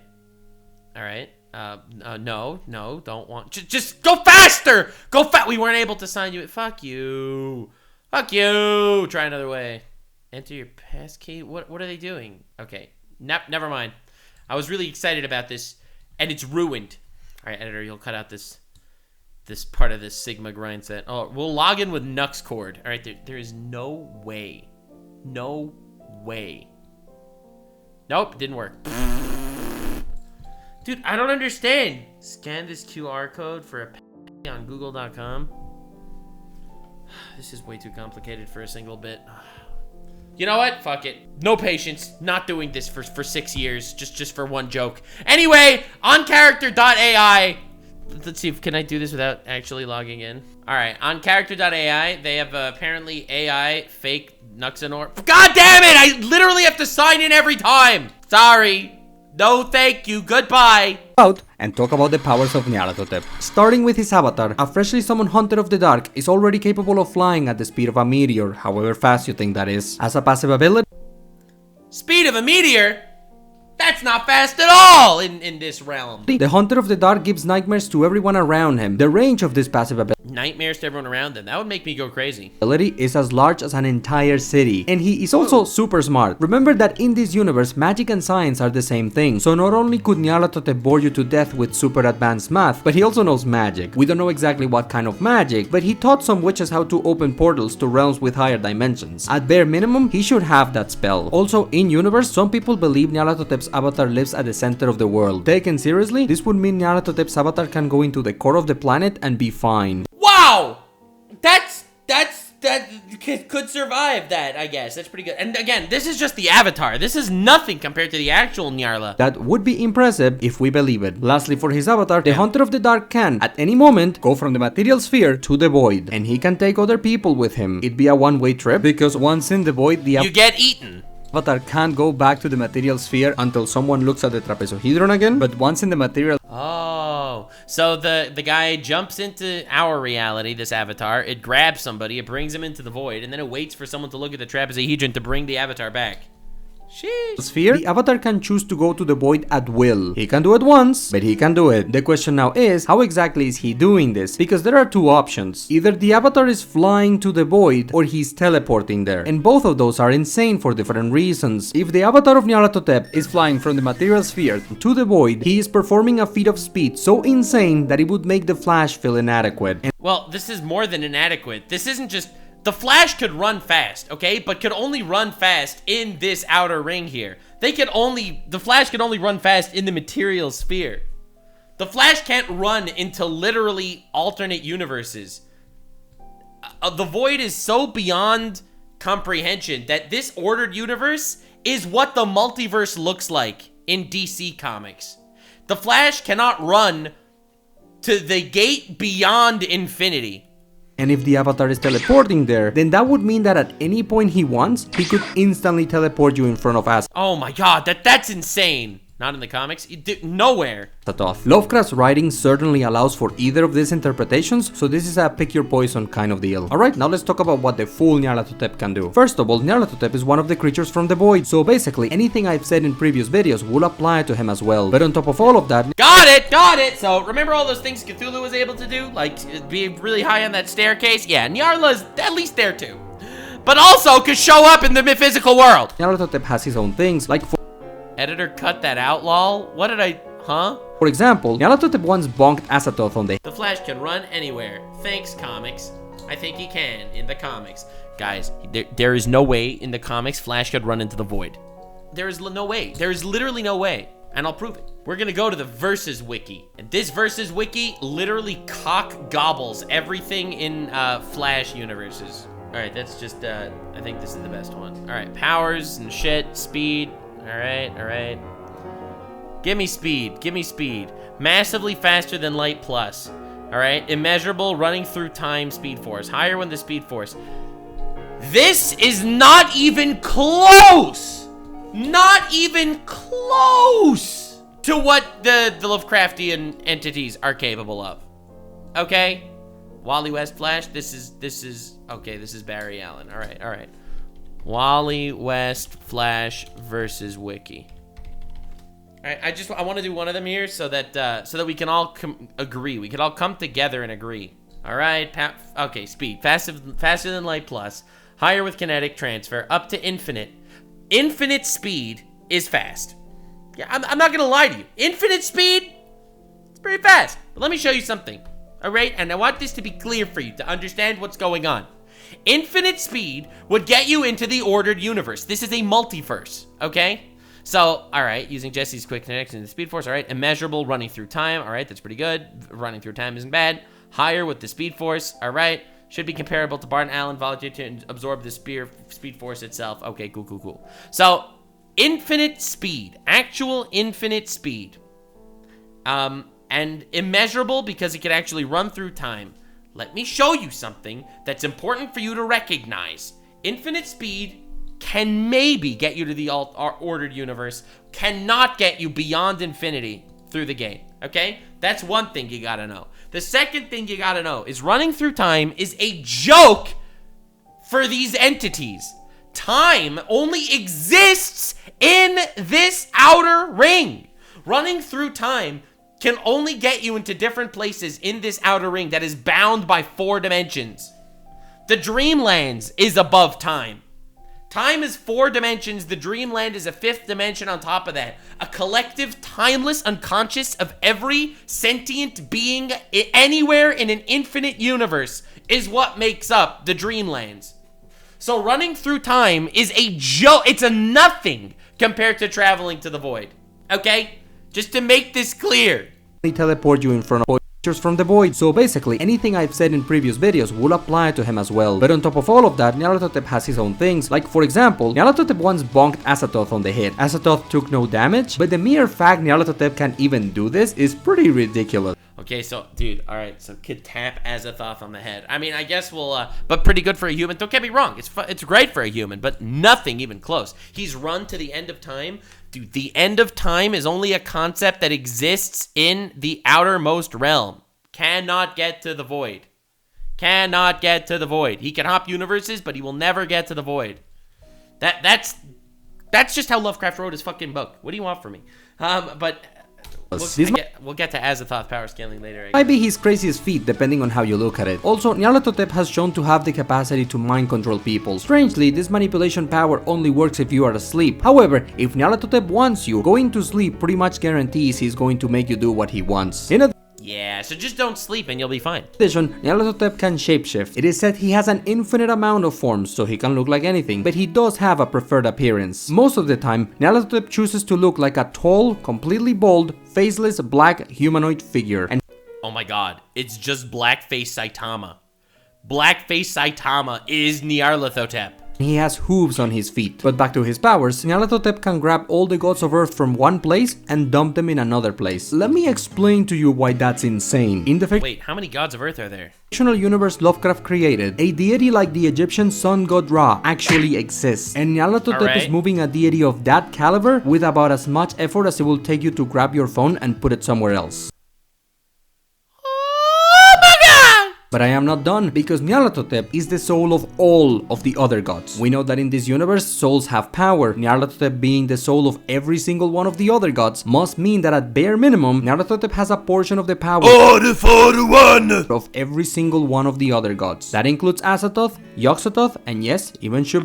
Now here's what you need to understand. The void is full of monsters, and every single one of them is insanely strong. Let me give you an example. There's these creatures called the amorphous flute players. Alright. Sure. They are the ones playing music to Azathoth, and as a side effect of the music they play, they create all the laws in this universe.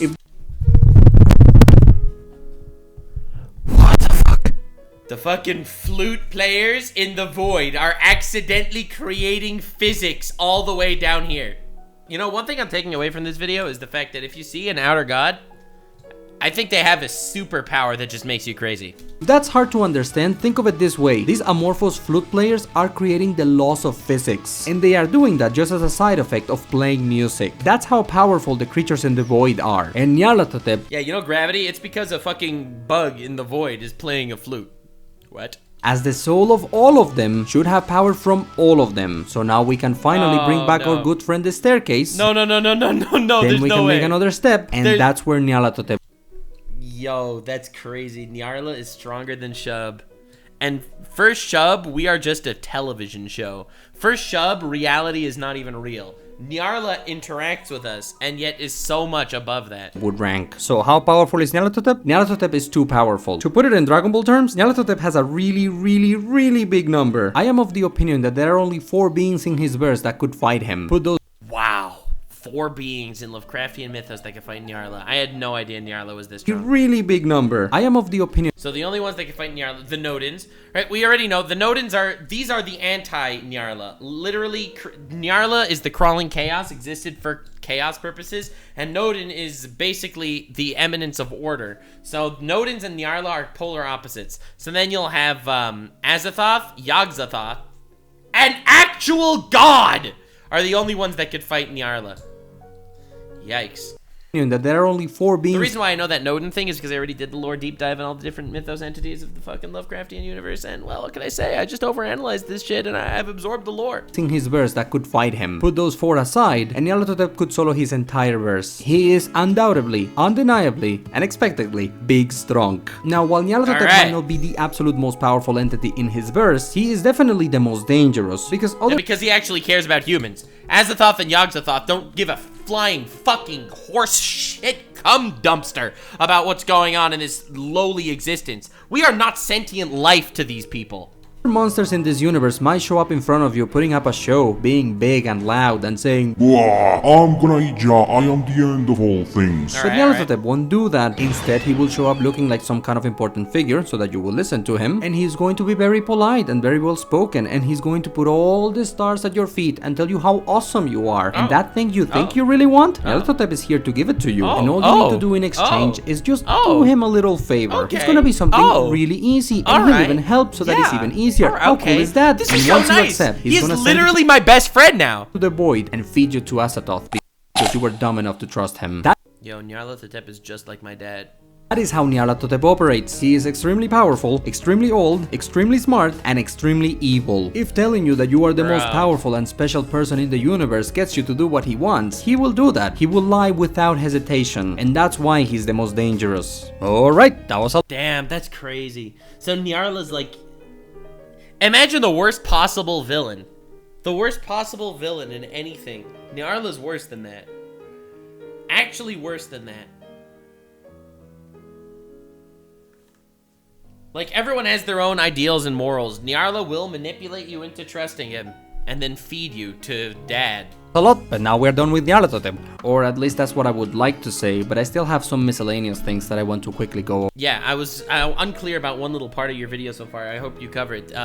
Does Nyarlathotep have some sort of magic ability that will literally make people crazy if they look at him? Over. Number 1, Nyarlathotep is said to have all knowledge. You can use this to argue he's omniscient. I would disagree, but you can do that if you want to. Number 2, Nyarlathotep has enough power to, at bare minimum, ruin the surface of planet Earth. Bro, I ruined the surface of planet Earth according to 90% of Twitter.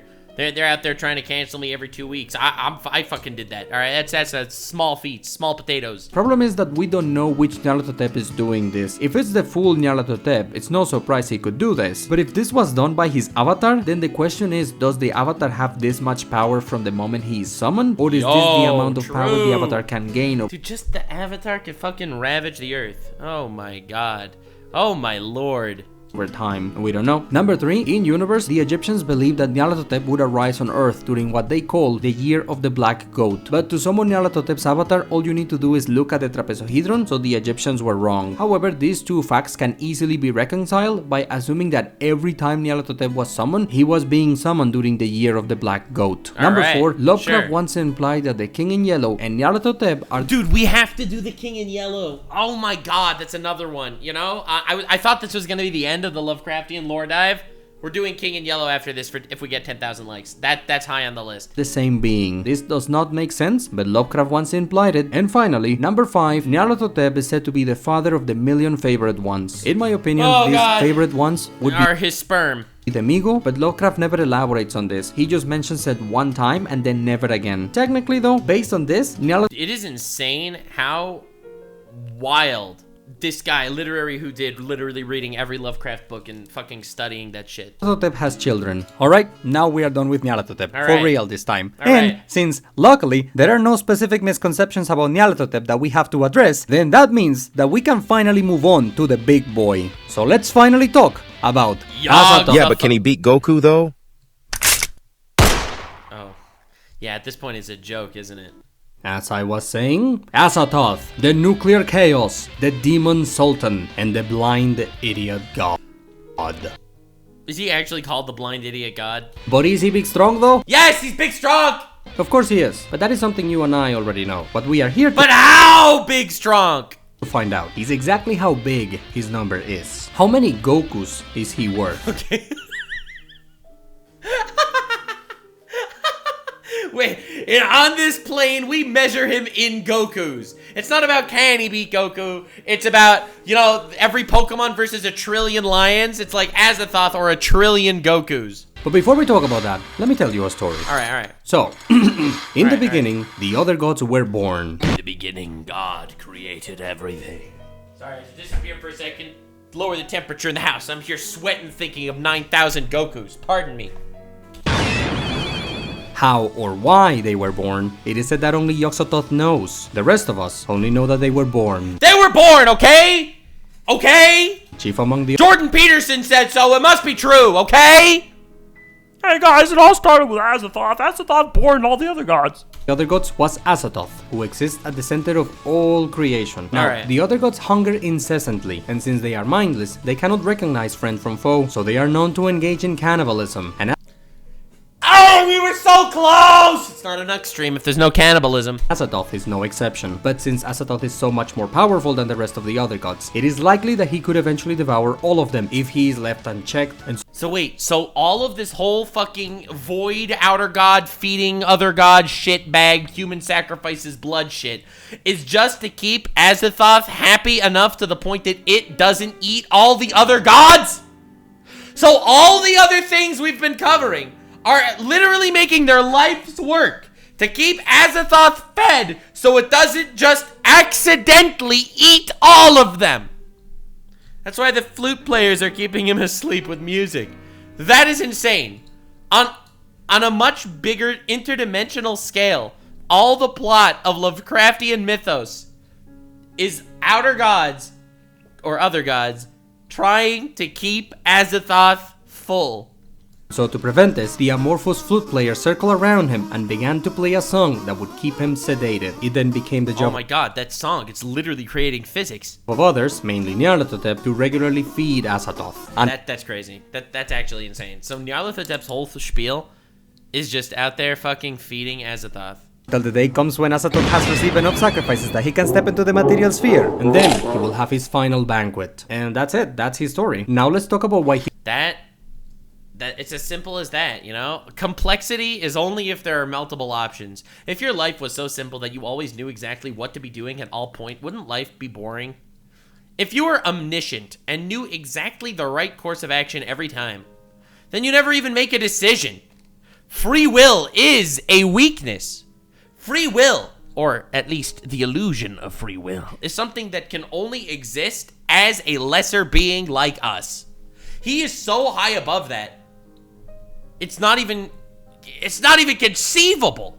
he would take your favorite character's lunch money. So, Azathoth is the strongest of the other gods. Alright. In universe, Lovecraft gives him top dog status. Even Nyarlathotep is afraid of him. With Fuck, dude, that's crazy. And we just covered Nyarlathotep. this, we can right away bring back our friend the staircase, and Azathoth will go right here. And to make sure that you can truly appreciate what Azathoth being this high up means, let's quickly go through the staircase again. So, follow the red arrow. I love this guy. I love this guy.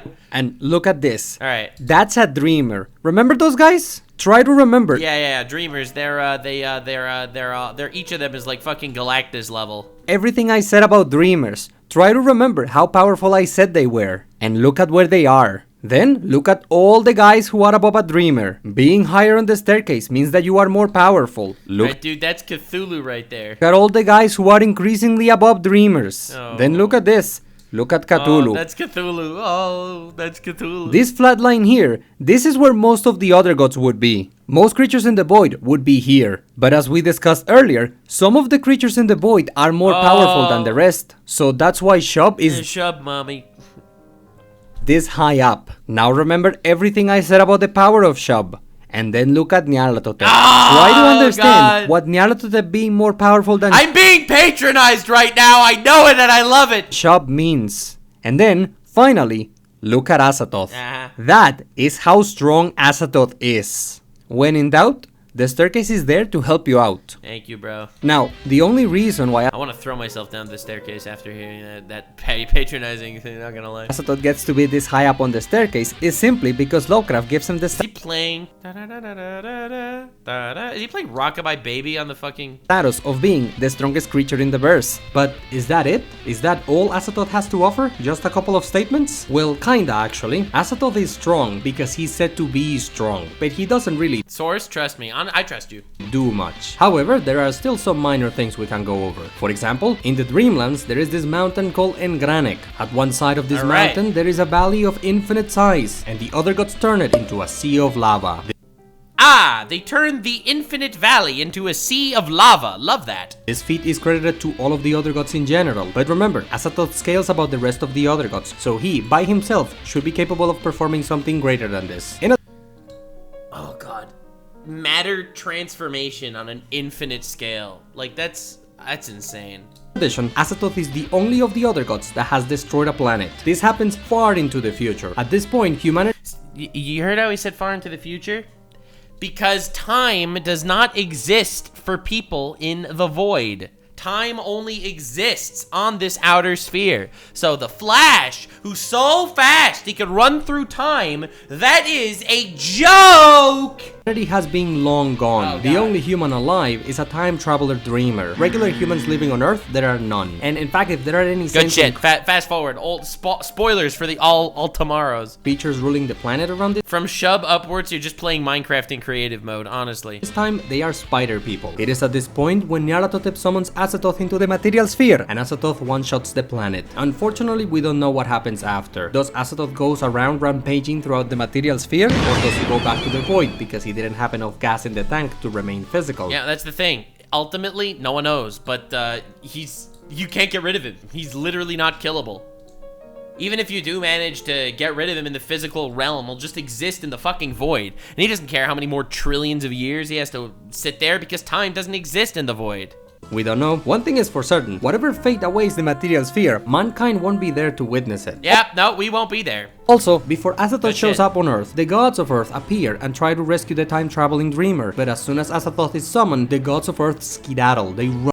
Yo, that's the fucking, all the Egyptian gods, all the fucking goddamn Norse gods, all the Olympian gods just scurrying away from Azathoth purely because he materialized in a physical universe. Run away, which shows that the gods of Earth are terrified of Azathoth. Now, going back to the powers of Azathoth, the music used to keep Azathoth asleep is not a joke. Let me give you some sense of scale. Nyarlathotep owns... how do I put this in a way that doesn't trigger the algorithm? Nyarlathotep owns non-paid servants. I see! And these servants have trumpets. The sound from these trumpets can one-shot night gaunts. And can one-shot night gaunts? The night gaunts are stronger than the fucking creatures in the alternate world that... And now, the amorphous flute players are exponentially more powerful than the trumpeters of Nyarlathotep. And not only are the flute players more powerful, but the music of the flute players is exponentially stronger. And Azathoth is being blasted 24/7 by this really strong music produced by these really strong guys. And all it does is that it makes them sleepy. I cannot... Well, they're paid in exposure, so that's good. The god I made up is stronger than your god, Lovecraft. True, but also, that's... wild. Oh my god. So these fucking flute players are blasting him with beams that are strong enough to wipe out reality. And they're just like a lullaby for him. And finally, before I move on to something else, Azathoth is really big. In general, Lovecraft tends to compare the other gods with planets and stars, and that already makes Azathoth a really big guy. For you. But in addition, Azathoth is said to be boundless. Infinite size as well. That's pretty good. Now, this can be taken as a reference to either his power or his size. You see, the reason why physics makes us sleepy is because it's really played by these fucking giant fruit flies in the void. We take it as a reference to his size. This would make Azathoth infinite in size. Alright, that's it. That's all I have to say regarding the powers of Azathoth. Now let's talk about his weakness. What? Weakness, What? I hear you exclaim. That's right. See, from the very beginning, I've been purposely withholding a little piece of information. Oh, he's been playing funky wonky From you, because I was waiting until we got to this moment. Your mama's so big, she bigger than Azathoth. Yeah, kids destroyed. The other gods have a weakness to light. It hurts them. What? And with enough of it, you can even kill them. You could kill the actual outer gods with light? The other gods with light? That's insane. I didn't realize they had such a crazy weakness like that? This applies to all of them, even mighty Azathoth. And now that I said that, all Dragon Ball fans that care about power levels will unanimously cheer in and victoriously declare, yes, we did it! Goku's ki naturally emits light. Goku would be walking kryptonite for the other gods. All Goku would have to do is just turn Super Saiyan and all of the other gods would be atomized because Goku has a really big number. And to anyone who thinks that, WRONG! No. Yeah. In case you don't understand why Goku can't beat the outer gods, the answer is simple. Goku does not have enough power to meaningfully exploit their weakness to light. Superman is weak to kryptonite, but would he die if he touched a microscopic amount of kryptonite? Oh shit. Even with their weakness to light, Goku cannot beat the other gods. Goku is simply too weak compared. I love it. Alright, now we can move on to the miscellaneous section. These are the 10,000 lumen flashlight versus Azathoth. But Goku produces light though. Bro, these Dragon Ball fans going too crazy. things that kinda have to do with Azathoth, but have nothing to do with his powers. Number 1, Azathoth is actually not called Azathoth. In universe, the guy who wrote the Necronomicon called this entity Azathoth just to give it a name. But that is not his real name, and it is actually said that no one dares to say the real name of Azathoth. Bro, Azathoth is actually just the Voldemort of Lovecraft. Number 2, Lovecraft played with the idea that if you are aware of the other gods, they in turn become aware of you. That is a really cool concept. Idea, and it's the closest this setting gets to even being remotely spooky, but Lovecraft didn't fully commit to this premise. Even then, this mechanic should technically still apply. Number 3, Azathoth can speak, although it is said that he doesn't understand what he's saying. He's just a big fucking idiot. He created all this shit and he's just a big fucking dumbass. He's actually not the only one who does this. There is this creature called Orn. It can be argued this creature comes from the void, and although Orn can speak, he is actually just repeating what other people tell him to. Yo! Oh my god, he's just like a reaction YouTuber. In exchange for he's just like me, for real. Food. The point I'm trying to make here is that even though Azathoth can talk, that does not mean he can think. Number 4, regarding his physical appearance, Azathoth is said to be amorphous, but he must have at least one mouth and one head. Number 5, the other gods. All of them in general, they all smell really bad. In fact, that's how you can tell they are nearby, because apparently they all smell disgusting. Number 6, dogs absolutely hate the creatures from the void. In one story, one of the Migo lands on the roof of a house, and then a dog jumps on the roof of the house just so that it can attack this thing. Well, we also know Wilbur Wheatley is the brother of, was it Yog-Sothoth? A son of Yog-Sothoth, and was killed by a dog. Dog didn't like him and just killed him. And I was like, bro, really? Just a fucking guy just killed him. Dogs go ballistic when they feel a creature from the void nearby. As for why this happens, unfortunately Lovecraft never explains it. Number 7, the music used to make Azathoth fall asleep is said to be older than the other gods themselves. And finally, number 8, the other gods used to gather in 2 specific locations. One of them was a mountain called Hatekla, and the other gods used to go there to dance. What? Why? The gods are so confusing, right? They are mysterious in their ways. No! They're just stupid, okay? Yeah, I bet you didn't expect to learn about Azathoth's love for dancing. I did not. I also don't know why any of this is relevant. I just want to know how many trillions of Gokus he can beat. Click on this video now, did you? And that's it. That is absolutely everything I have to say regarding Azathoth. So now, we can finally address the eternal meme. Let's talk about the nonsensical notion that Azathoth dreams reality. A lot of people... I love him. Half of his video is just, oh my god, these fucking idiots.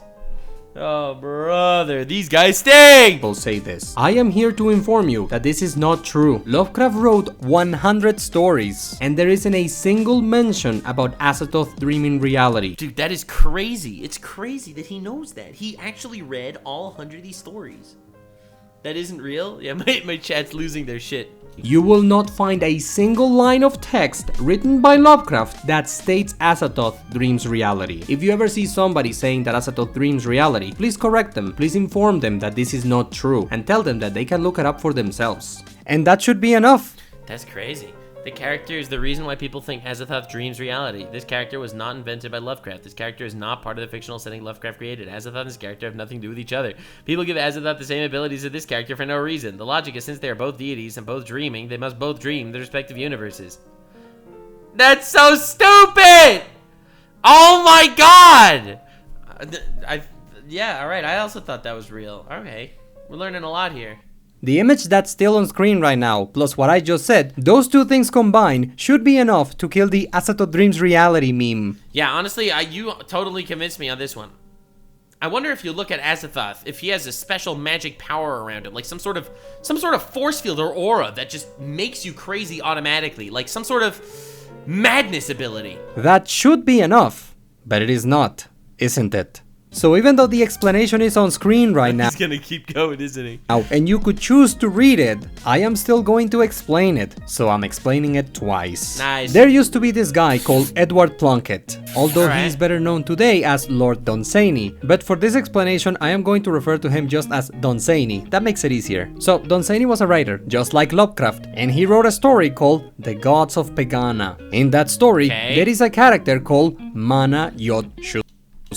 Oh my god, does Mana Yog-Sothoth, in that story, does he have the Star of David on his nipples and belly button? Holy shit, the Jews do control the world. They were right all along! I should have been listening to Sneeko more!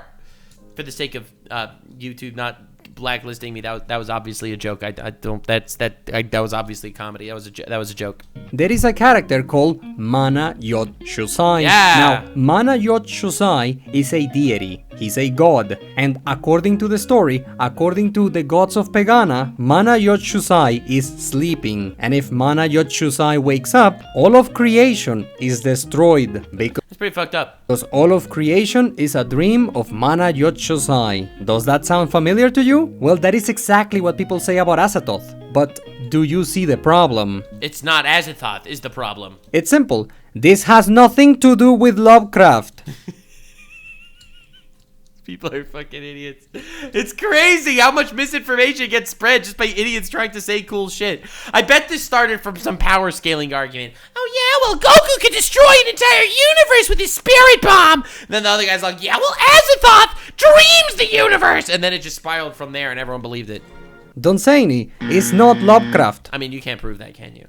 Two separate writers created different characters for two separate fictional universes. Dunsany and Lovecraft are different people. Their fictional universes are not the same. Mana Yog-Sothoth dreams his own universe. Azathoth does not. But how do we know that Azathoth doesn't dream his reality? Because in 100 stories written by Lovecraft, it is never stated that Azathoth dreams reality. Dude, honestly, he's spitting right now. So many people just say shit because that's what they vaguely remember or heard, and they just completely mix shit up. And they're just wrong. They're just wrong. And there's literally no way to stop misinformation from spreading if it just sounds juicy.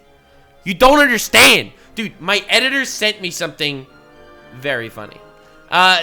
Very, very funny. He sent me this video on Twitter. Here, let me open this. Let's see if I can find this. He sends me this. You don't understand. I wake up to this video and I'm like, what is this? It's the funniest moment on live TV apparently. And I was like, all right, what the fuck am I looking at? Jews. I don't hate Jews. I'm critical of them, but I don't hate them. That doesn't mean that I'm anti-Semitic. You wore a Nazi armband. That doesn't make me a hater. Whoever said you have to be white to be a National Socialist? You don't have to be white. It could be anybody. You know 6 million Jews were killed. I have no comment on that right now. No! Anyway, so my editor sends me this. And I literally don't even remember why I brought that up. Point is, people hear shit and anyway, that happened apparently. Moving on. 100 Just because that doesn't make me a hater. stories. If Lovecraft intended for Azathoth to dream reality, he would have mentioned it in one of his stories. Yeah, probably.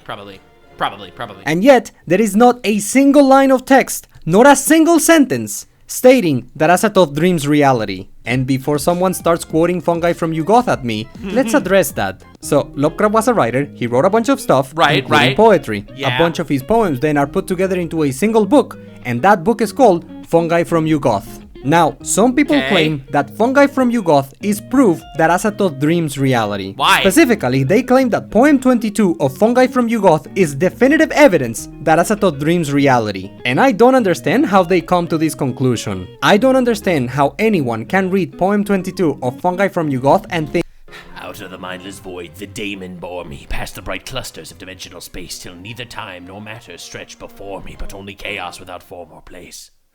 Here the vast Lord of all in darkness muttered things he had dreamed about but could not understand, while near him in shapeless bad things flopped and fluttered, an idiot vortices that raised stream fanned. Yeah, I don't see any dreams the universe shit. Yep, that definitely says that Azathoth dreams reality. These people... Is that a JoJo reference? Just want Azathoth to dream reality so badly because for some reason they are married to this idea. So they want it so badly that they are willing to win the gold medal at the Mental Gymnastics Olympics. Yeah, but the real question is, does he make you crazy if you look at him like as a superpower? Poem 22 of Fungi from Yog-Sothoth does not state or imply that Azathoth dreams reality. Well, and finally, since we are here... No! Stop shattering my head, Crandon! Lovecraft is a fan of Dunsey, and now here, we might as well tackle the Lovecraft was a fan of Dunsany argument. So, there are people who say that Azathoth is the same as Mana Yog-Sothoth. Dude, why do people do this? If it's not in his book, it doesn't count! Azathoth probably farted reality! Source, I made it the fuck up, it sounds cool! Because Lovecraft was a fan of Dunsany. That is such a bad argument that I am sure you can tell why it's wrong without me explaining it. But I'm going to do it anyways. Look at this guy. This entire video is... But I'm gonna do it anyways. Masashi Kishimoto. Oh my god, that guy wrote Naruto. The creator of Naruto. This hurts me on a physical level. Is a fan of Toriyama, the creator of Goku. Does it make sense to you if I tell you that Naruto and Goku are the same entity? Yes, they are the same entity. We all know that. Because Kishimoto is a fan of Toriyama. That's just a fact. We all know that the Sharingan is just ki blasts. No, right? That's ridiculous. So Azathoth... No, we all know. That's just fact. That's just real. Right, chat? Back me up on this, chat. Cannot be... We all know Sasuke is Vegeta. They're the same guy. Just like how Sasuke goes Super Saiyan and Vegeta goes Super Saiyan. What, you're gonna say that the curse mark and Super Saiyan is not the same thing? Like, please. Like, please. Like, please. Like, please. You're gonna say Chidori is not the same as fucking Zenkai Boost? It's not even remotely the same as Mana Yog-Sothoth, just because Lovecraft was a fan of Dunsany. Yeah. So, in conclusion, Poem 22 of Fungi from Yog-Sothoth. They danced insanely to the high, thin whining of a crackled flute clutched on a monstrous paw, whence flow the aimless waves whose chants combining gives each frail cosmos its eternal law. I am his messenger, the daemon said, as in contempt he struck his master's head. That's when Nyarlathotep donked Azathoth. Does not say that Azathoth dreams reality. Azathoth is not the same as Mana Yog-Sothoth, and in 100 stories written by Lovecraft, Azathoth is never stated to dream reality. Alright, you make a good argument, but I still think he dreams reality. Therefore, the logical conclusion is that Azathoth does not dream reality. Alright, with that said, we are done with Azathoth. I just didn't imagine this guy watching my reaction to this video, just banging his head against the wall, just fucking going crazy. No! We covered the big one, so now let's finish this by talking about the strongest one. Alright, Yog-Sothoth. Who am I? One name you might have for me is the world. Or you might call me the God! Universe. Or perhaps God! Or perhaps the truth. I am all, and I am none. So, of course, this also means that I am you. Yog-Sothoth. Ah, I love the FMA quotes so much.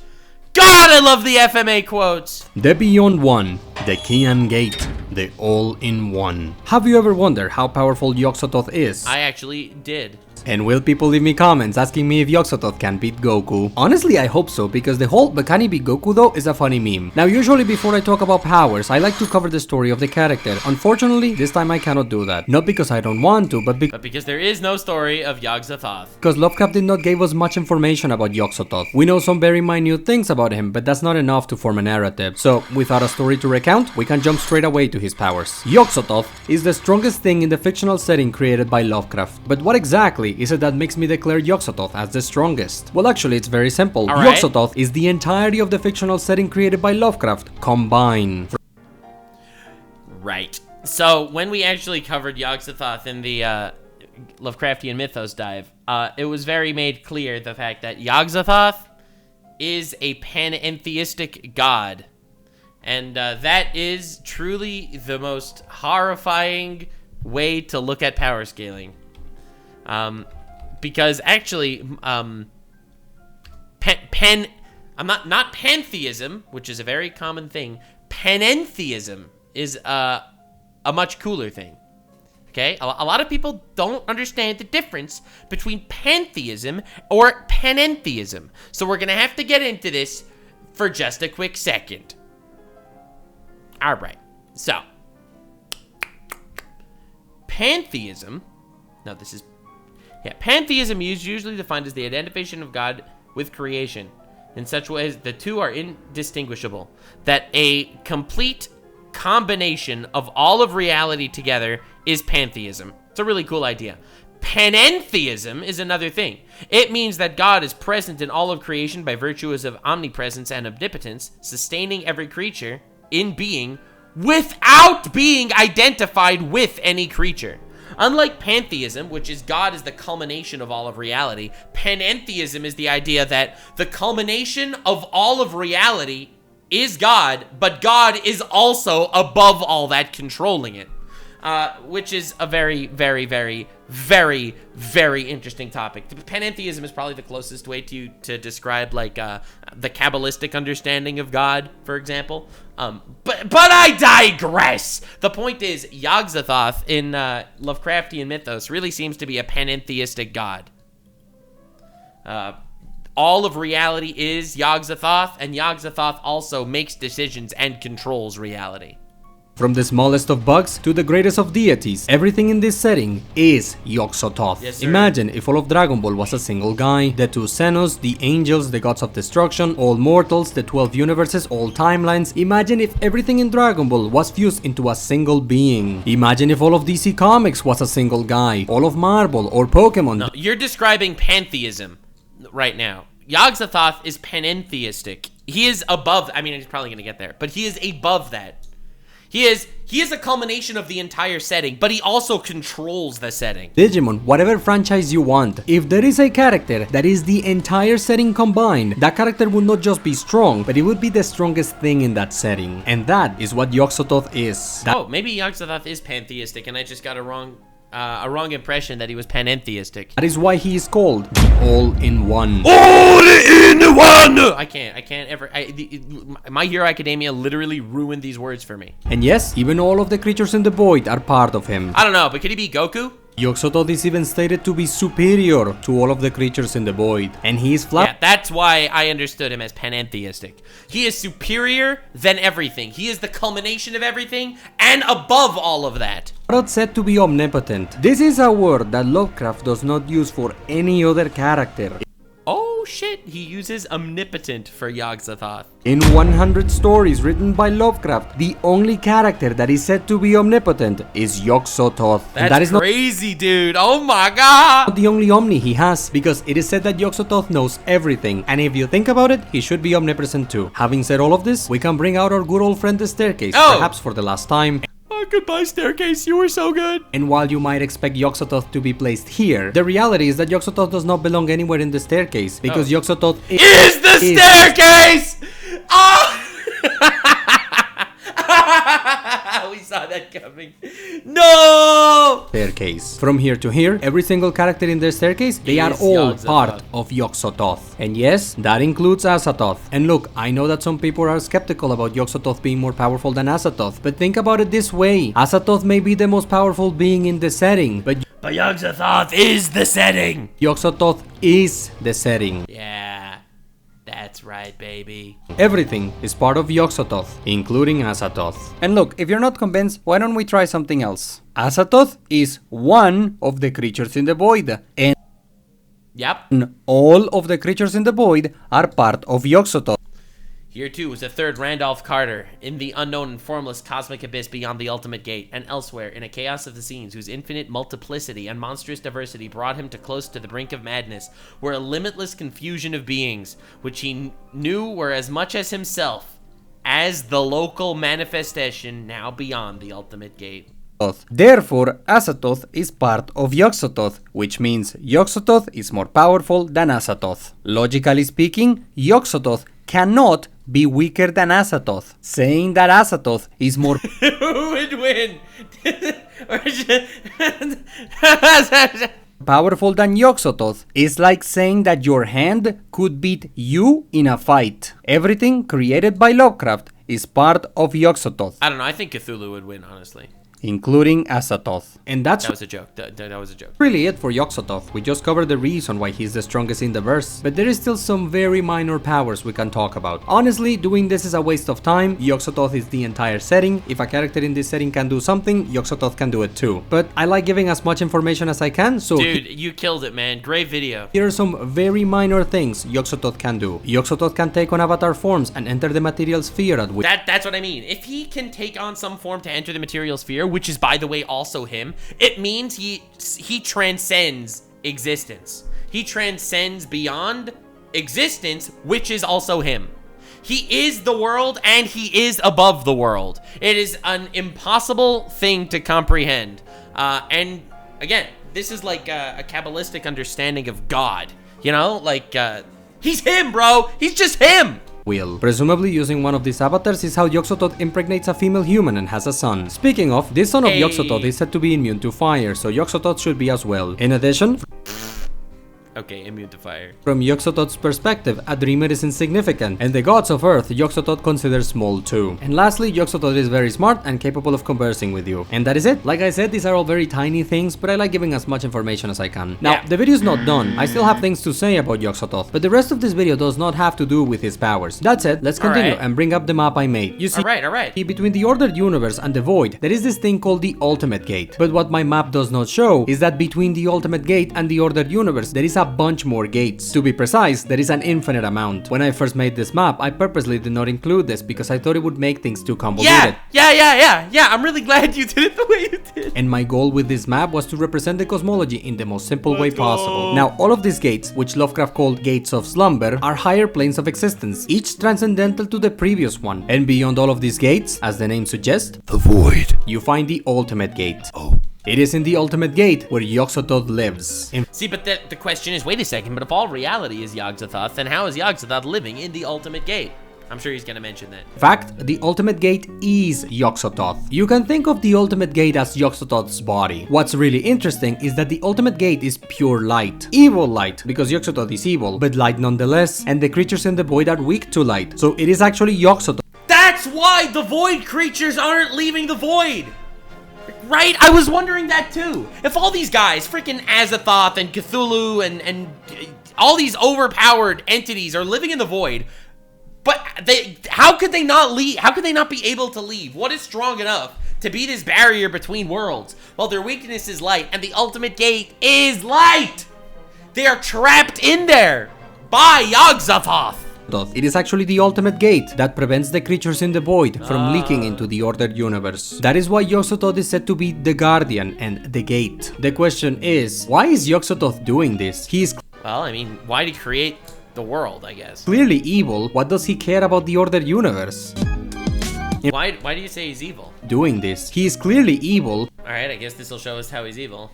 Well, that doesn't... I don't know. What does he I don't think he's evil. You just don't understand why he does what he does. About the ordered universe. Yes, Yog-Sothoth is evil. No one who has actually read The Dunwich Horror and The Case of Charles Dexter Ward would believe that Yog-Sothoth is good or neutral. He is evil. Well, never mind. Never mind. I just did lore dives. I didn't actually read this shit. Well, I don't know. But how do you even define evil when you're talking about a being like this? I can't even conceive it. In fact, why doesn't he destroy the ordered universe? Is this the... Wait. What image are you using there, sir? Huh? Ain't no way he's using the Nazi Jew propaganda. There's no way he's using the Nazi Jew propaganda to describe Yog-Sothoth. Wow, bro. What is even going on, man? That's crazy. Universe himself. And since we are asking questions, it is said that Yog-Sothoth feeds you to the creatures in the void if you seek him out. But why does he do this? Why does he bother feeding these creatures? Yeah, he's holding them back. He's also feeding them when you show up. You gotta wonder. All of these are good questions. Unfortunately, Lovecraft does not provide an answer to any of them. That does not mean we cannot come up with our own explanations, and you better believe I have my own headcanon. But officially, we do not know why Yog-Sothoth does the things he does. We also don't know anything about his... How can you possibly know what Yog-Sothoth does or doesn't want? See, but this is like the joke, right? That's crazy. Birth. Lovecraft tells us that Yog-Sothoth knows when the creatures of the void were born. But does Yog-Sothoth know that because he's omniscient? Or does he know that because he was there to witness it and he is them! therefore he's older than the other gods? Which, by the way, the creatures of the void are older than time. Came down from the stars, great Cthulhu, Azathoth, Nyarlathotep, waiting. older than time itself. Is Yog-Sothoth older than the other gods? We don't know. Alright, enough asking questions. Let's do the miscellaneous section. Here are some little bits of information that have to do with Yog-Sothoth. For starters, Yog-Sothoth's true name is not Yog-Sothoth. He is known by other names like Yog-Sothoth and the Beyond One. But in universe, the Bro just said Yog-Sothoth without even blinking. people of Earth know him by the name Yog-Sothoth. Speaking of Earth, in this verse, there are people on Earth who legitimately worship Yog-Sothoth. Moving on to his appearance. Based, honestly, just based.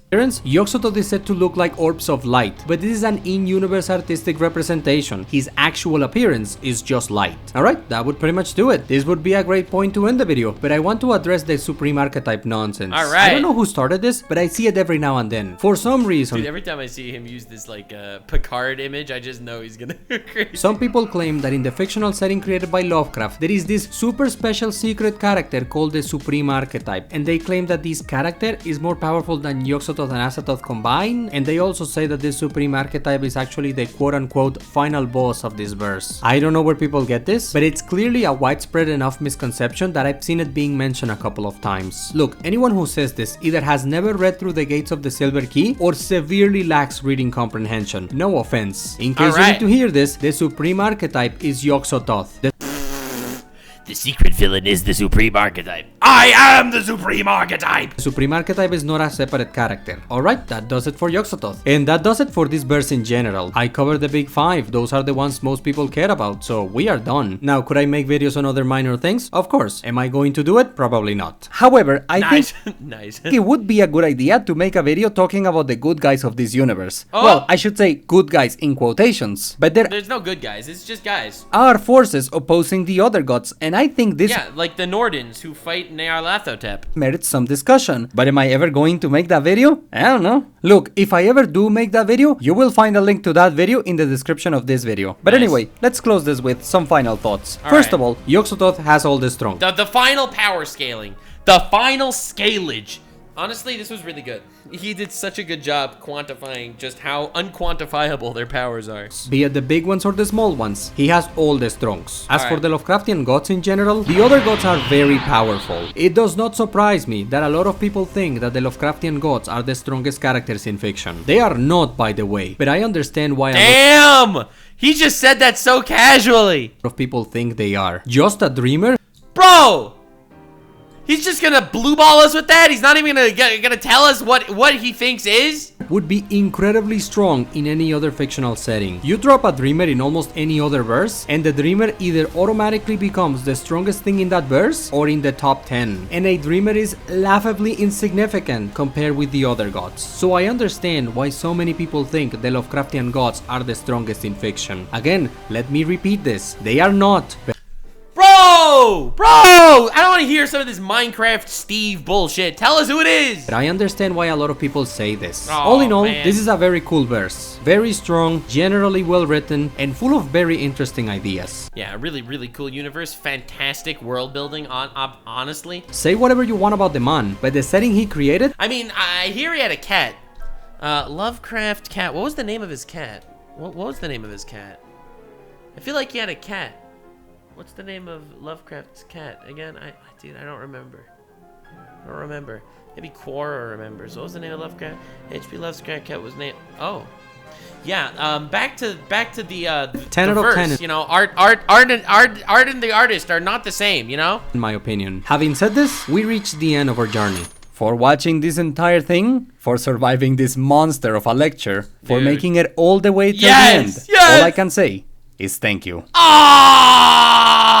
You're welcome, man. And there's one major point that I'm taking away this video. It's the fact that the gods in the Lovecraftian verse have some sort of power that makes you crazy when you look at them. Thank you for giving me an hour of your life. If you enjoyed this video, I gave you 2.5 hours of my life. Consider checking out my other videos. Hell yeah. Dude, check out Literary Who. This was a Eldritchian-sized video. A video on a Lovecraftian scale, I do say so myself. So much research, So much work. Insane. Check him out. Check him out, my brothers.